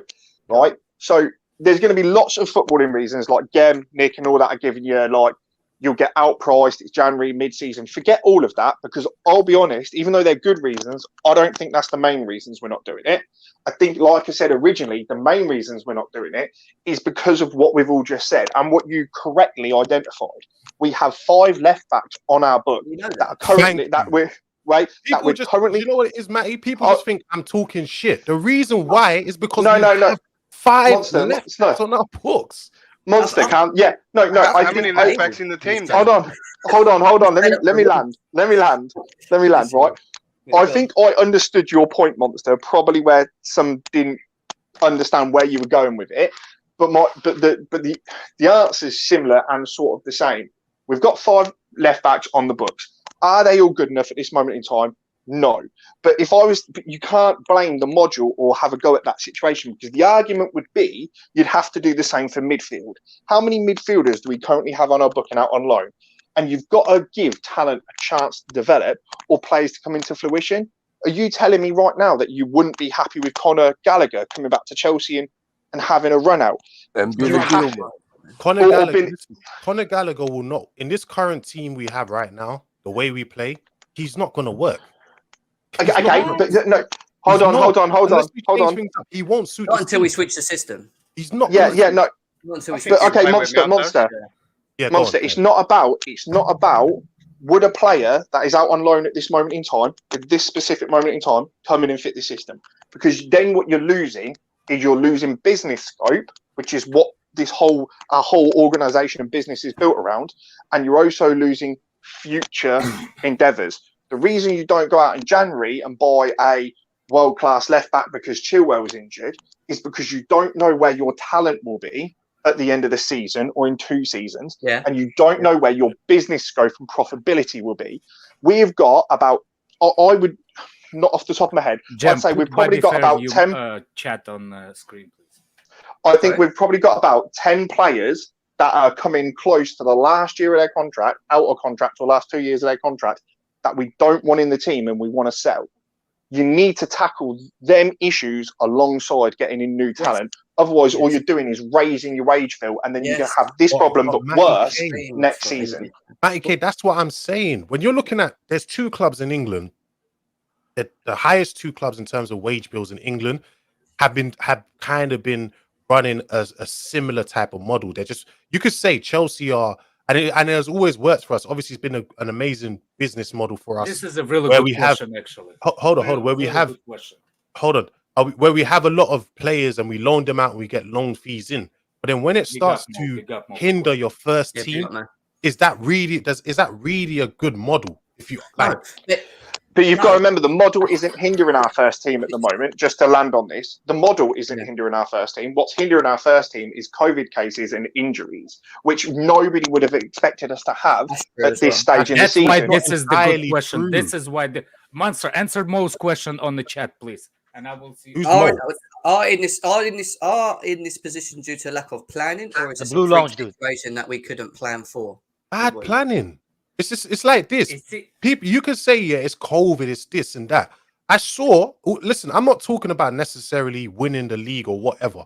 I've seen Chelsea in a what do you call it? In a injury crisis. I think it was it 06, 07? What year was it? And 07, 08, we had injury crisis on injury crisis. But my God, you're going 15 years. It doesn't matter. It does matter. You can't plan the freaking situation when you have 15 years. Listen. Chelsea are 1 or 2 players away from an injury crisis where we don't have competent enough players to fill in at left back or left wing back. We don't have competent enough. At the beginning of the season, when we started the season, we have 2 left backs on the books. How many left backs you want us to have? You're missing the point. Is Marcus Alonso a good enough left back to No, be in he's this not. team? We know, no, he's not. He can do a Monster. job. It's I not can about answer. numbers. It's No, about it's quality. That's what I'm Here's the talking about. part. Here's the part Monster. that some people don't want to kind of accept, right? And Here we maybe go. maybe Tuchel likes Marcus Alonso.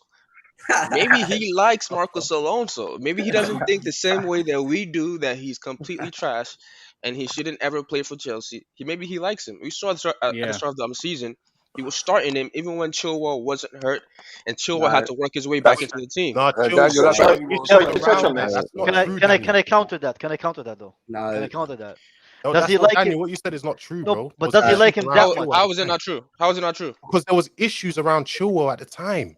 Mental, yeah, he had He personal had issues, out of bro. pocket, Personal yeah, issues. he did, Well, yeah, we he heard did, what the yeah. issues were. He wasn't in a good headspace because he didn't No, but play he would throughout have the entire started, bro. Euros. He would have started So over let me Alonso. let's not like if Tuchel didn't like Alonso whatsoever, he would have started him.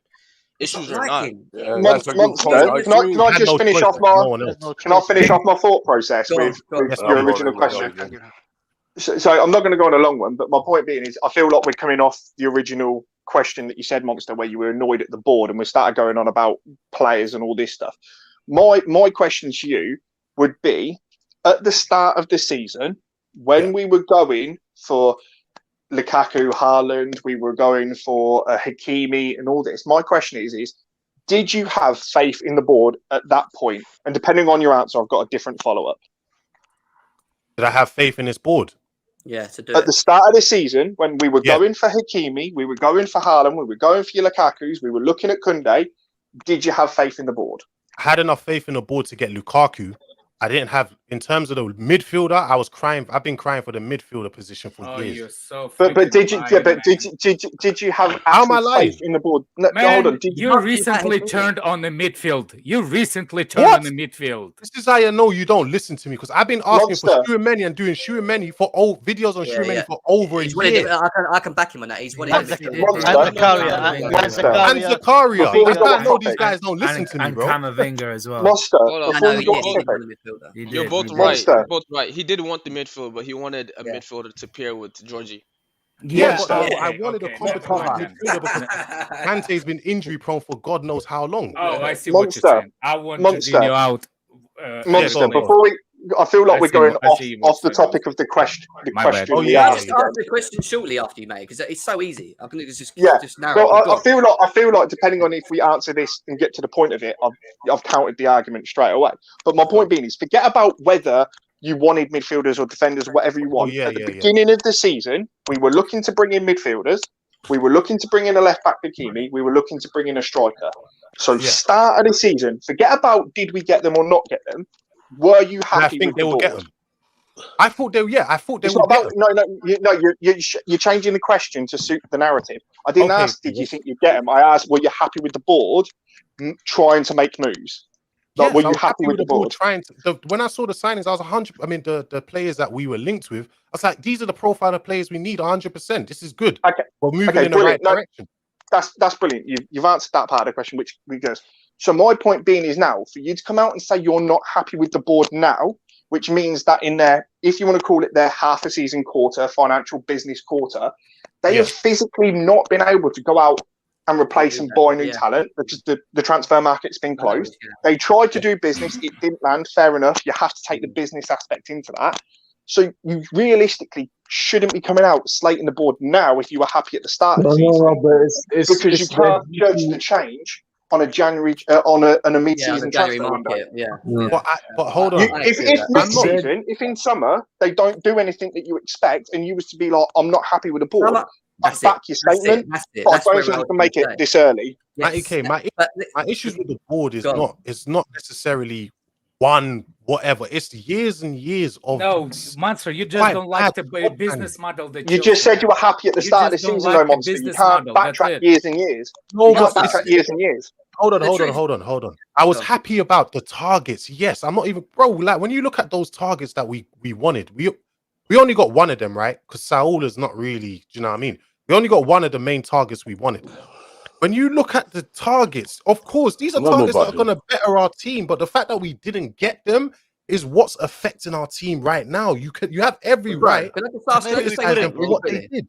1 second. But at the you guys beginning don't of put into at the beginning of consideration the season, when we got Lukaku in, Yeah.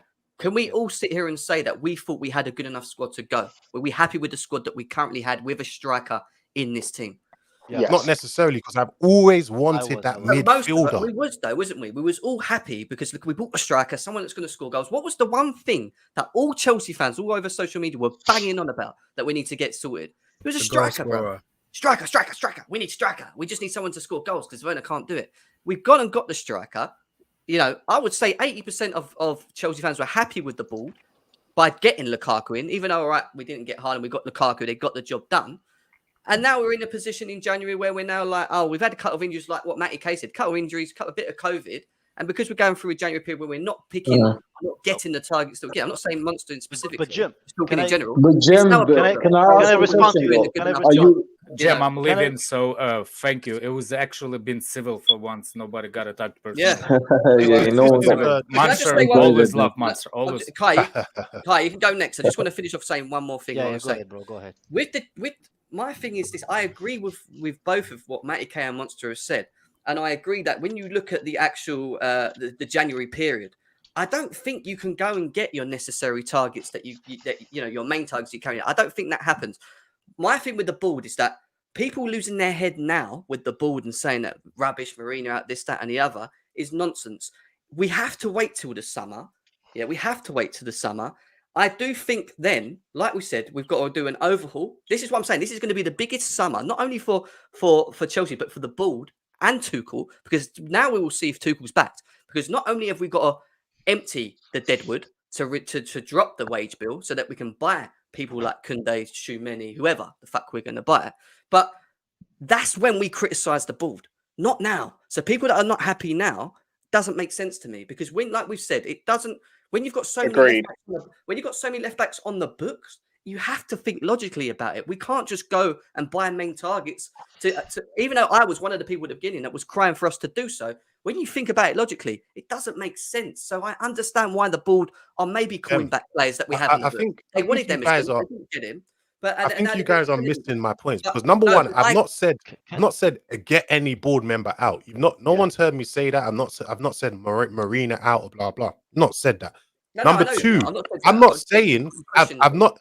Number two, I've not said. No one's heard me here say, heard me say, go out and buy this player or that player. That's not the point I'm making. I'm not saying go out and buy whoever. What I'm making a point on here is why are we here? That's my thing. Why are we here at this point?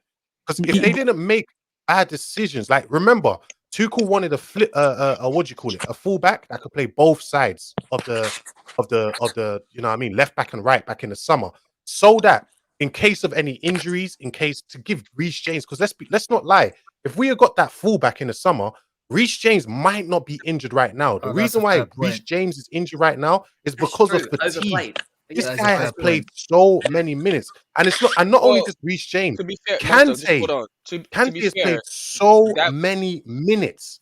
That's why that wingback got injured. Huh? The wingback that they wanted for both sides got injured, and then they didn't know what to do after that. Who's that? Spinazzola? No, but it wasn't just Spinners. They had Hakimi, they had Spinazzola as options. But Hakimi came as an opportunity. We were hearing about Spinazzola in January. But that's why it sounds like Monsters. It sounds like what Monster's saying is he isn't happy. He's not criticising the position we're in now because of the situation now. He's criticising the fact that we didn't do well enough he's saying like we didn't do well enough in the previous transfer market to cover ourselves for this situation. Exactly. This is where people are getting it wrong. I think he's trying to say that it's to do with the better alternatives because we drop off from players like Hakimi to knockoffs like Adama Traore, who would only last 2 seasons. We need to get the quality ones that will last us 3, 4, maybe 5 years, rather than cheap alternatives. People are just missing my point. No, I get you. No. I understand where you're coming from, bro. Honestly, I get your point. I think. Yeah, go ahead. Hey, you know what? I see what Monster is saying because like our squad is extremely unbalanced. Like we have so many attackers, yeah, but our midfield, look, we only have like the 3 midfielder who are actually think that They just are good or arguably good enough. Are Kante, Kova, and Jorginho. That's it. We don't have any cover for them. Soul, he didn't set the world alight like we expected he did. Yeah, he had a few good games, but the left back position. What I agree with Monster is we had issues with the left back position as far as quality for the last 5 years. We had Alonso. He was good at under what's his name under Conte, but after that he was like hit and miss most of the time. And now we never planned for Tuchel Chilwell to get injured, but the fact of the matter is he is injured. And if we want to reach our goals, where we should have some backup for fucking Chilwell, which we never fucking. That's why I agree with Massa, which we never I agree with that. actually thought about. We never thought that we're gonna. Trust me. There is a point. There is a point. You didn't. The board didn't do their due diligence. Yeah. So I agree. I agree with Monster that it's not a normal circumstance though. It's not a normal. That's why we need to be urgent. What I agree with Monster is we need to do it in January if we can, because the level between Chilwell overall as a package compared to Alonso and compared to these other guys is night and day, man. So I think. And plus, when he comes back, even when he comes back after the end of the season, he's still not going to be the same player. So us getting another, we need to look for a long-term player. We need somebody who's high quality. What I'm guessing Kai's saying, what Kai's saying is like, we heard what the board didn't do their due diligence, but this is an abnormal situation. Hang on, Rodrigo, shut up, man. This is a abnormal situation. That's why you have to act quickly in January. Like if you look at you tell him, please. Nick, hush. No, listen. Nick, hush. Everyone, hush. When Liverpool had their situation in last season, we didn't do our due diligence, and you we never didn't do your what we did. diligence. Nick, shut up, bro. Let him finish his point. Let him finish. Let him finish, Nick. Let him finish. Go on. We didn't do our due diligence, replacing Dejan Lovren, and we didn't do what we did properly and brought in Ozan Kabak when we could have got Diop or Dujé Kaleta-Kar, who are much better options at the time. So I think it's the case of you guys need to act up in January. If you don't, then it's going to be a very sticky situation for you this season. Yeah, but again, but we're making a lot of assumption here. Yeah, who's to say Tuchel wasn't happy with Alonso at the start as a backup for Chilwell? Tuchel is happy with Emerson Emerson as well. To say. Like, no, not even Emerson. We can leave Emerson out of it, but Alonso in himself. How do we know he wasn't happy with him as a backup? He probably is, but what I'm saying is Alonso's not allowing us to compete at the highest order, is it? That's the problem. That's what we think. Guys, we obviously we're not in the boardroom. I know. We have our assumptions. We frustrated. Obviously, we know Alonso's crap, but maybe Tuchel sees something in him. Even with Emerson, Tuchel always talk highly of him. Fucking Kennedy. Tuchel's great at PR. He studied. I swear he studied PR. He's not going to come out and say he's not great at PR at all. No, listen, right? All he was never good at PR. Let me have a word. All I'm going to say, right? He's actually a madman. Yeah. How much do you want to bet? How much do you want to bet? If Chelsea don't get Emerson, this is if it depends on. Say Chelsea don't get Emerson. How much you want to bet they're going to come out and say Kennedy was Tuchel's first choice? How much do you want to bet? How much? I don't think I've ever heard a club say this player is the manager first. I've never seen that. I've never. No, but the manager will come out and go, I'm happy for Kennedy being a part of this squad. He will probably do that. But that is what you'll probably hear. Yeah. I think he ain't going to go, nah, to be honest, I never wanted this crap. I don't know why they gave it to me. Let me just do that. The whole point of PR is to sell the player, not to like say the crap. If you turn around and say Emerson's crap, this and that, you're gonna put off buyers. You're gonna promote him.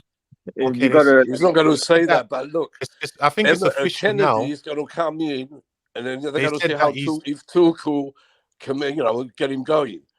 If he doesn't, he's going to go back on loan. He's good at doing that. Of course. He's going to try. We're all getting excited too much. And we can't get a big signing to the summer. So, we're going to get anyone better than Chilwell right now. So we have to wait till the summer. The problem is, it's like people are not listening to what I'm saying. I'm not saying. Wait. I'm not saying go out and buy a left back. You've not heard me say that once. No, here. I'm talking about the reason why we are in this position we're in because of bad squad planning. Prior to it, if we had planned properly, look at Kante. Yeah, Kante's been injury prone and has been playing on one leg for how many years now? Why have we not offset that? Why have we not bought someone that could only come to especially in the right wing back position? You haven't done a lot of. He tried to get a right wing back. He never looked for a left wing back in the summer. He wanted Hakimi. So that tells you how much. So when Kante and that get injured, and people say, "Oh, it's because of injuries." No shit, Sherlock. The guy has been getting injury for how many years now? That's what you got. Especially in the right wing back position, you can't rely on Azpilicueta, who hasn't been playing right back for about 8 years. You know what I mean? Alfie, can I comment? One second, mate. Let Alfie go. Yeah, let Alfie go. Well, mate. That's right, mate. What are you guys saying? Not bad, mate. As you can hear, we're having a bit of a chat about the board, and go on. Yeah, to be fair, I haven't been listening to it all. I only just came on now, but I do agree that the planning of the whole signings hasn't been great, has it? I mean, if you look at our injuries and everything, I mean, the planning, hasn't been great at all. I mean, like you said, we can't rely on Azpilicueta whenever Rich James get injured because he's not. I mean, he might do a decent job, but he's not. If you want to get the best out of the team, you can't expect him to do the best. And obviously, Alonso is. I mean, we all know how crap defensively he is. But the thing is, I look at it this way: like you look at City, for example, they get options and options for each position, and we only have like one or two. And it's like whenever we get injuries or something, we just go down like this, and the level drops. The level drops, and it's the end of cycle. I don't see why we don't look for like more options per position. Like you look at the way we play. One of the vital positions is our wing back position, and it's like we only have two per position. I think we should have like at least three. Like Emerson, I don't think he's bad. I'll take him back right now. But honestly, if the club and the board is generally trying to tell me that Kennedy is the one we want to bring back instead of him, get in the bin. So how many in the first team squad? Hold on. How many players in the first team squad? You guys know? 25. 25. 25. Yeah. So how many? So you want three players for each position? Oh, actually, no. I would just say like for the key positions, like wing back really.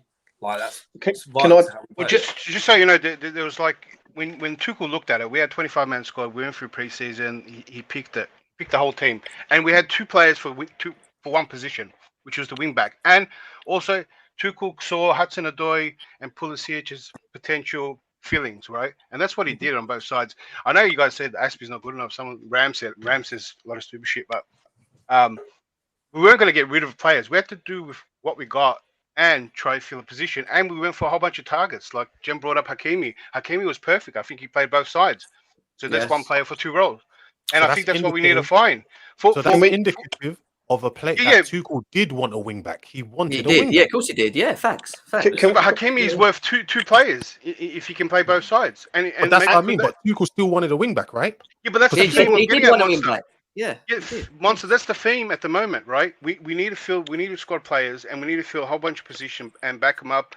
And we're getting versatile players, right? Kunde can play multiple positions, and that's what we're looking for. That's what we need, versatile players. And that's what I mean. That's our targets. I think our targets are versatile players, and it makes the market smaller. I hear that. So when in the start of, I didn't think we were going to have an issue. Monster, you didn't say we're going to have an issue. No one came out and said, I think this team's badly planned. No one said that, because in a lot of other areas we had massive depth, and if you look in the past seasons, injuries weren't an issue for us. So we had a good track record as well for injuries. So never did we think that was going to be issued. Can I ask you, can I just ask him, what's the one position that we've struggled with in this team for years because a certain player gets injured all the time? What, this season? Hold on. Since Sarri's been around. Midfield. Kante's position has been a problem for years now. Okay, Monster, just to challenge that though, because I know where you're going with this, where you're saying that we needed more support, but we got in cover for that position. We got in Saul. The only issue we had is, the only issue we had with that is he weren't performing at the first half of the season. But if you was to turn around to me now and go, oh, Kante gets injured, I'd be looking at it and going, well, you've got Jorginho, you've got Kovacic, and you've got Saul that can all fill that gap. Saul's playing well. If you look at the start of the season, if you was to look at the team at the start of the season and say, where are we short? The actual answer was right back. Because the answer with left back is we had Alonso, we had Chilwell, and Azpilicueta, whether you think he's passed it or not passed it, can play there. The only area where we actually short was right back because we only had Azpilicueta and James. So this is where I sometimes think people lose their mind, where they go, they forget to look at the start of the season and when the transfer window ended. Okay, what position we in? Okay, yes, things have gone wrong, but look, you got to look at that. You can't compare. Matty K, hold on, Matty K. Again, the Kante, when Chelsea are at there, so we're trying to we're not really doing it. We're trying to compete with City, right? The argument would be is we are. Yeah, we're trying to, but it's not really going. Yeah, we're meant to be there. We're meant to be there now. If we're trying to compete with the likes of City, we cannot compete without a Kante, or at least a Kante type player. Do you know when you say that? You lot bring up Saul, yeah? Saul, you've only seen Saul perform in a Carabao Cup game. He's been good. He's been good for his last 3 games. But before he played for Chelsea, he was on that Carabao. Can I just say something? The level of quality that you're mentioning, Monster, the level of quality that you're mentioning in Kante, and I agree with you. Our levels when he's on the pitch are completely better than when he's not on the pitch. But for me, it's another case of Eden Hazard because they're the type of players that, for me, ain't out there in football anyway. So who's going to come and keep that level high as Kante? When Kante's not on the pitch, do you not notice how our midfield gets walked through like it's not even there? Even when we win games, we win games here and there. There's a big reason why we disagree with that massively. I want to answer the question Monster asked me too. So, I agreed with you to a certain point, and I thought we addressed it. That midfield spot was the most backed spot out of any position. If you look at it, Loftus-Cheek, there's Kova, Kante, Jorginho, and then we had Saul for 2 positions. That's 2 spots. 6 players for 2 spots. That's the most covered position. So they did recognize. They did recognize it, and you're not going to replace a Kante. How can you replace Kante? Of course, he's going to be noticed. You can't replace him. And Saul had such a status as well. He was actually you guys, there's a difference between when it comes to depth, there's a difference between depth and quality in depth. I know that. Chelsea have numbers, but numbers means nothing. Nothing. The imbalance in that midfield when Kante is not there is wild and outrageous. It's not a joke. Who do you replace that with, Monster? Wait, you mentioned Tchouameni. I mentioned Tchouameni, yeah? It's Tchouameni, Declan Rice. Bring me that profile of midfielder. Bring me a defensive-minded midfielder. But you're not looking at it from a business point at that point. Could have been a Saul. So he could have turned out to be Saul, or he could have turned out to be injured, right? But what you have to, if you just play a numbers game, it's not about numbers again. It's not numbers. It's about quality, not quantity, man. I've never talked about numbers. I'm talking about Monster. You've got to take it from a business sense. But that's why I asked you, Matty K, how in terms of when you bring up business, and I get the business point of view, I understand that 1000%. I'm saying, to what point though, and at what cost when it comes to our team? But they answered that. They answered that because but it does because we would have gone out. If you're telling me right now we could have got Declan Rice for £60 million, I tell you now we would have gone out and got him. The reason we didn't is because he was £100 million. The reason that we didn't. Declan Rice can be our target that we missed out on that I mentioned earlier, right? He and had we just got to work it as his contract goes down. Hold on. Look, as his contract goes down, that increases our chances, right? A couple years ago. Next season, but look, I just want to add quickly. Once the next season, right?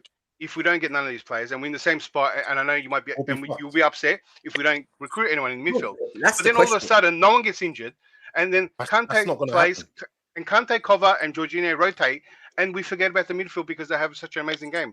Declared. I'll put money on it. Kante will get injured again. Yeah, and then what So, happens no, then? but It's not with a that proper I progression, love Kante, but Kante no. cannot play a Yeah, season but anymore.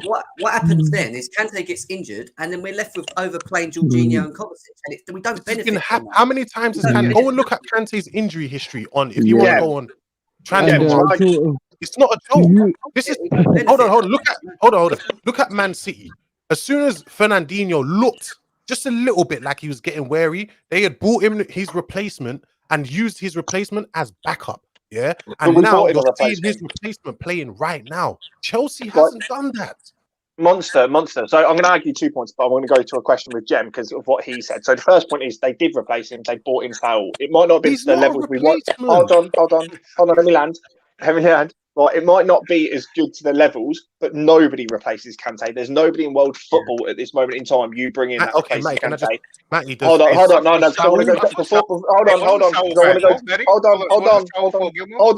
Hold on. I just want to go back to Jem's question because Jem said, okay, next season, Kante gets injured and then you're stuck overplaying Jorginho and Kovacic, which I agree with. But the issue is we won't be because in January or in the summer when the transfer window comes around, are we not all expecting to go get a Tchouameni or get a midfielder? Yes. And that's so if they do that, then all of this is a moot point. Exactly. If they don't do that, that's when we kick off as a group. If they don't bring anybody in the summer, then we kick off. I'm not expecting to be honest. That's why you have to wait till the summer. I heard Declared say that we could. Declared, you said that we could go into next season with this midfield. You don't think Gilmore again, this is why you guys. It's like you guys are not understanding. There's a different play. It's not about numbers. Again, I'll say this a million times. It's about profile and quality. Yes. Chelsea are lacking a defense-minded midfielder when Kante is not there. I don't know how many times I have to say this. Monster, you know what you're saying? I say on my show all the time. This is not new to me. What you're saying? How many times do I have to say this? I cried about the quality of this team, and I said it doesn't matter about the depth. It matters about the quality of the depth, and the profile of players, and the profile player. But the profile of player will then allow us to adapt to different systems, and we can't do that at the moment. I know we're doing the 4-2-2 at the moment. We don't really want to be playing two in midfield. I don't think. I think we actually could potentially look to have a DM and have 2 8s in front of that in the long run. But we ain't going to do that until the summer. So they're not getting it. I just don't understand how much. Monster, remember backstage once we kind of touched on it on Rice coming in, and I was explaining how take out someone on the back line. Right now, the way we play, you put a defensive midfielder in there. And straight away, we got too many defensive-minded players. That's not true. Look, 3 defenders, 2 wing backs, and counter defensive midfielder in the midfielder. Yeah, it's too many for me, right? And I agree with you. If we're going to change it up, if we do what I told you, take out 1 centre back out, put a defensive midfielder, then I 100% agree with you. But when Jorginho and Kova are on their game and Kante, and then maybe Gilmore, throw 1 more in the mix, right? And if we don't have injury problems, we're going to forget about midfielders. If they are getting older. That was my point. We're talking about number one. You know, with your point, we're talking about Kante. Kante has been injury prone since Sarri's season. It's not going away. He's getting older as well. It 100%, will not but we stop. can't get rid of it. Look, if we can get rid of him, all right. But if we have to keep him, we can manage him. Is what I was saying. In a proper rotation, Kante can be used. Have you seen? Are you saying let's get rid of him? He's done because I'm not saying he's our get second rid of highest him, paid player. Have you noticed? He's our second highest paid player. We can't do without Kante. We're having to play Kante because so many times we're getting dominated in midfield. Tuchel has to throw Kante in there. Have you not seen that? Yeah. This season's been desperate. We've been playing players that shouldn't have been playing. Guys, just quickly. I don't think people. It's like, bro, it's not hard to see. Like I always say to people, I'm not even going to explain it anymore. You see it yourself. When you see the struggles in this team and the reason why we're struggling, don't be like, oh yeah, no one told you so. Because I don't even like doing that. I told you so in it. But this thing is not going to change unless we fix this team. Number one, the spine in this team, it needs to be fixed. It's something we've neglected for years. Chelsea have always been great. Yeah, they've always been great. Because when in the past years, we've had a spine and then we just added players to that. This Chelsea team does not have a proper spine. Until we fix the spine, nothing's going to change. I'm hoping players that we Monster, you know what they're going to rely on. One second, mate. The one thing I would say that also is that when we're selecting the profile players or the players that we're potentially looking to bring in, it's not about the now. I don't think with the board. I think they're actually looking for the future, right? And that's why I keep saying about Jorginho, Kante, not Marcel Kovacic, but more so them two, and the Thiago Silvas and the Aspies, because they're not going to be around for long, bro.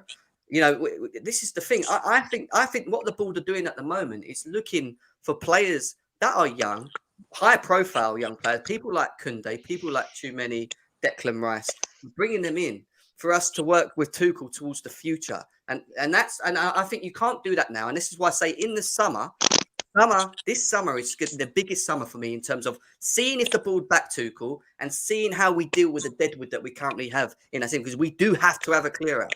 Massive clear out. Agreed. You know? So, agreed 100%. Because before we go there, Fabrizio Romano is saying Chelsea are pushing again and again for Emerson as Tuchel wants him. There we go again. Tuchel wants him.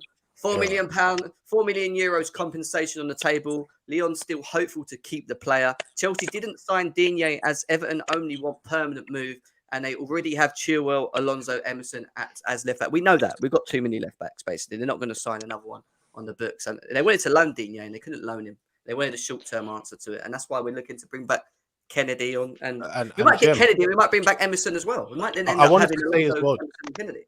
Jem, I want to be fair, Jem. For the people that were talking about like Rice and Tchouameni, someone said it in the chat, and it was very true. If Lampard wanted Rice time ago, but we would have probably got him in for, was it 60 mil or whatever? He wanted to play my centre back, and then now, no, he wanted a DM, and also Tchouameni. If you look, some of you lot might have seen Matisse's stream last season, and he had Julian Oron, the guy from ESPN, on. He said if Chelsea want to get Tchouameni cheap, you need to get him now. And he's talking about last season. He said next season he's going to be double to triple that price. And look at where we are now.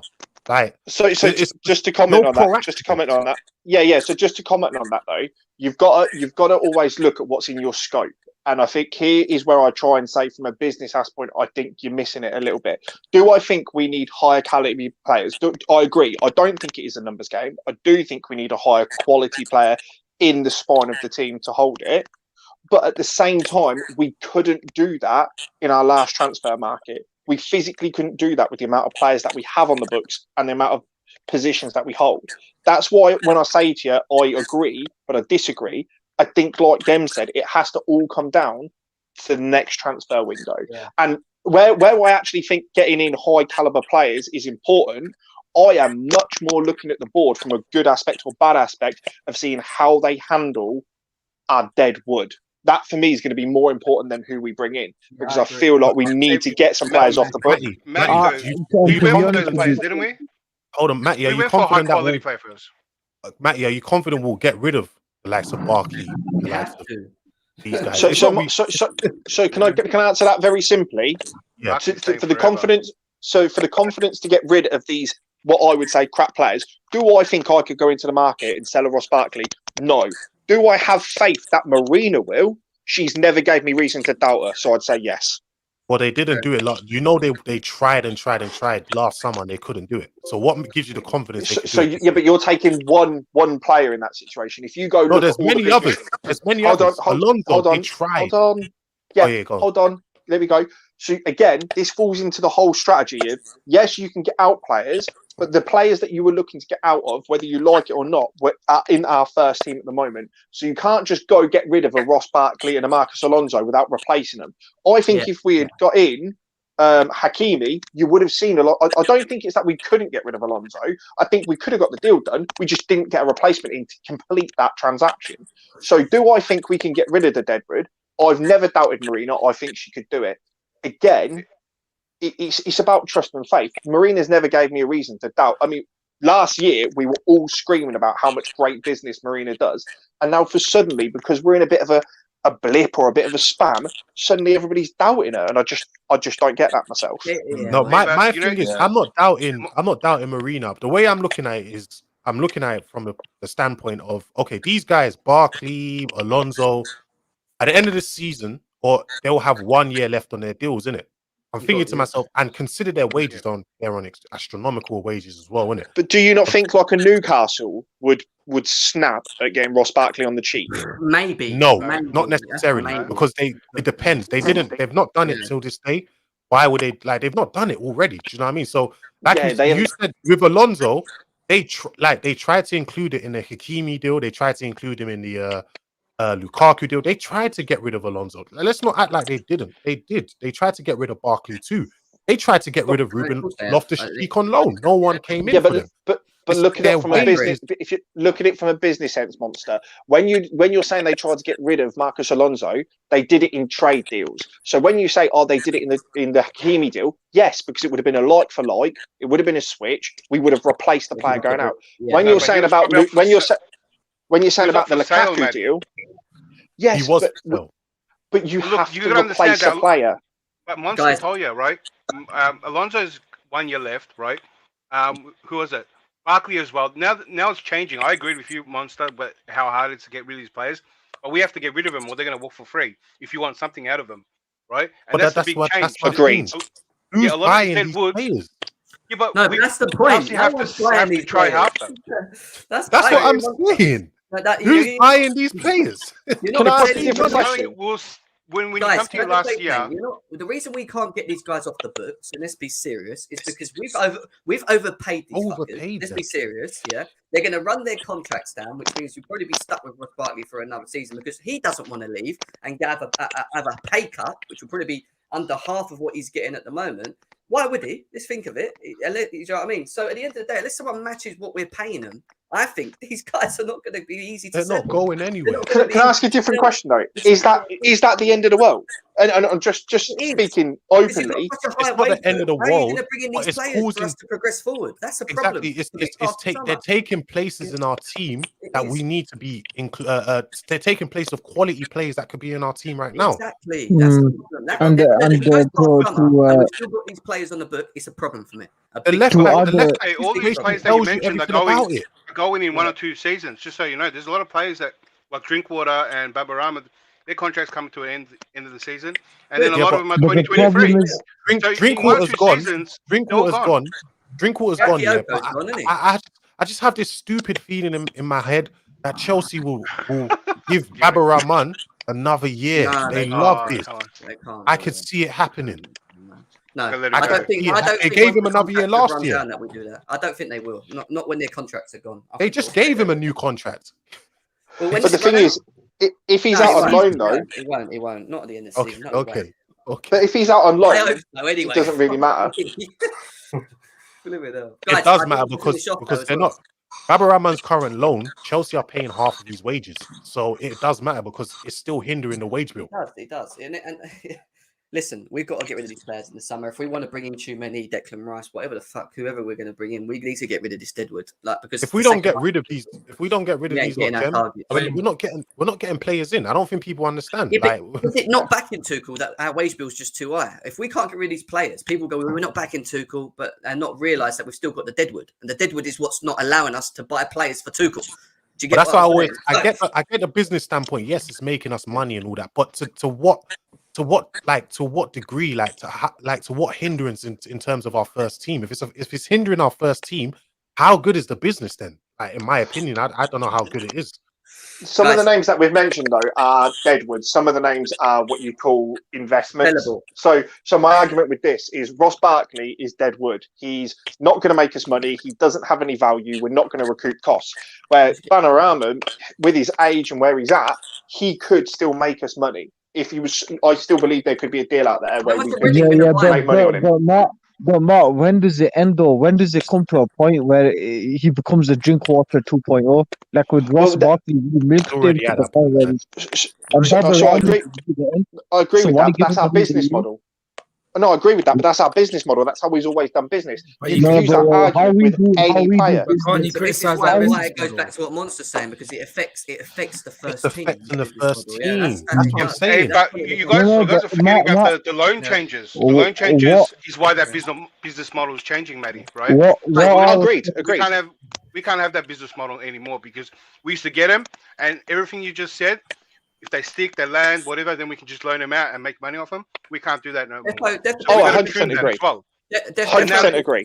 So now it's back clear out. I think, 1 or 2 seasons will go. Go on, declare. Yeah, defo, good discussion. It's been over 2 hours. I've got to shoot though. I've got to get out of this for a bit. So, listen, Monster brought a good topic. It was worth having the conversation. I actually get where Monster's coming from, what Matty K said, and what everyone else said as well. But we will have to touch base on it again at some point as well. We'll jump on it again. But again, for me, the next time we talk about this, probably in the summer, I think personally. But I agree with Monster. It can affect the first team if we do not clear the dead without in the summer. If we give them contract, like he said, with Baba Rahman and whatever else, and keep them on, that's a problem. That's when we start pointing fingers at the board and saying, well, how are we going to compete? How are we even backing Tuchel by doing that? This is the biggest question. But for me at the moment, it is what it is. Kennedy comes back in. We might get Emerson in. Tuchel would deal with it. The one thing I would say with Tuchel, which I think we can all agree on, is he does manage to get the best out of players, like players that I thought were quite bad. And so, Not all of them. Well, I think he's done most of them. Look at Malang Sarr at the moment, right? He's played him left back. I know it was cup competition. But he was always young, so he was always going to improve. Fine, that's fine. Ross Barkley, forget he's not managed to get the best out of him. Yeah. I get that. No one can get the best out of him because he's shit anyway. But I think Tuchel will do what he needs to do to get us to the summer. I don't think we can compete for a title. It'd be good to win a cup, a trophy. We can still gem. We can win a Champions League. We can win. I think we can win that. This team is built back to back. It depends on the road. No way. Possible. It's possible. Yeah. Do you know what I mean? Depends on who we get in the group in. This team. I've always said this team is built. This team is built for like a cup competition. So in the cup competitions, we'll always do well, but it's not built for the league. But we'll be happy though. We'll be happy at the end of the season if we have a Carabao Cup and a Champions League. Of course. Can I ask your opinion? Can I also have your opinion? Wishful thinking, man. I just want all of your opinion? Yeah? Who do you guys want to face in the Carabao Cup final? Me personally, I'd rather have Liverpool. Yeah, I want Arsenal. I think Arsenal. Arsenal for the easy trophy. Arsenal. Logical. Arsenal bottle it. They're the easier opponent out of the two. They're a bogey team for us at the past. That's why I'm saying, why do you want Arsenal so much at the moment? Liverpool because they're naive. They'll play a high line. Oh, you're so tapped right now. You're capping, Ken. You're cat. That's such cat. Hey, Ram, how many games you got built up towards that time, the finals? I don't know. With all your anyway, I've got to go. Thank you guys. We'll talk backstage. Don't worry, Thiago will be back. Monster CFC as well. Big up to everyone in the chat. I'll see you all again later on, 6 p.m. I think we're going to do a Prem show with Ram as well. So I'll see you a bit later on. Take care. Peace. See ya.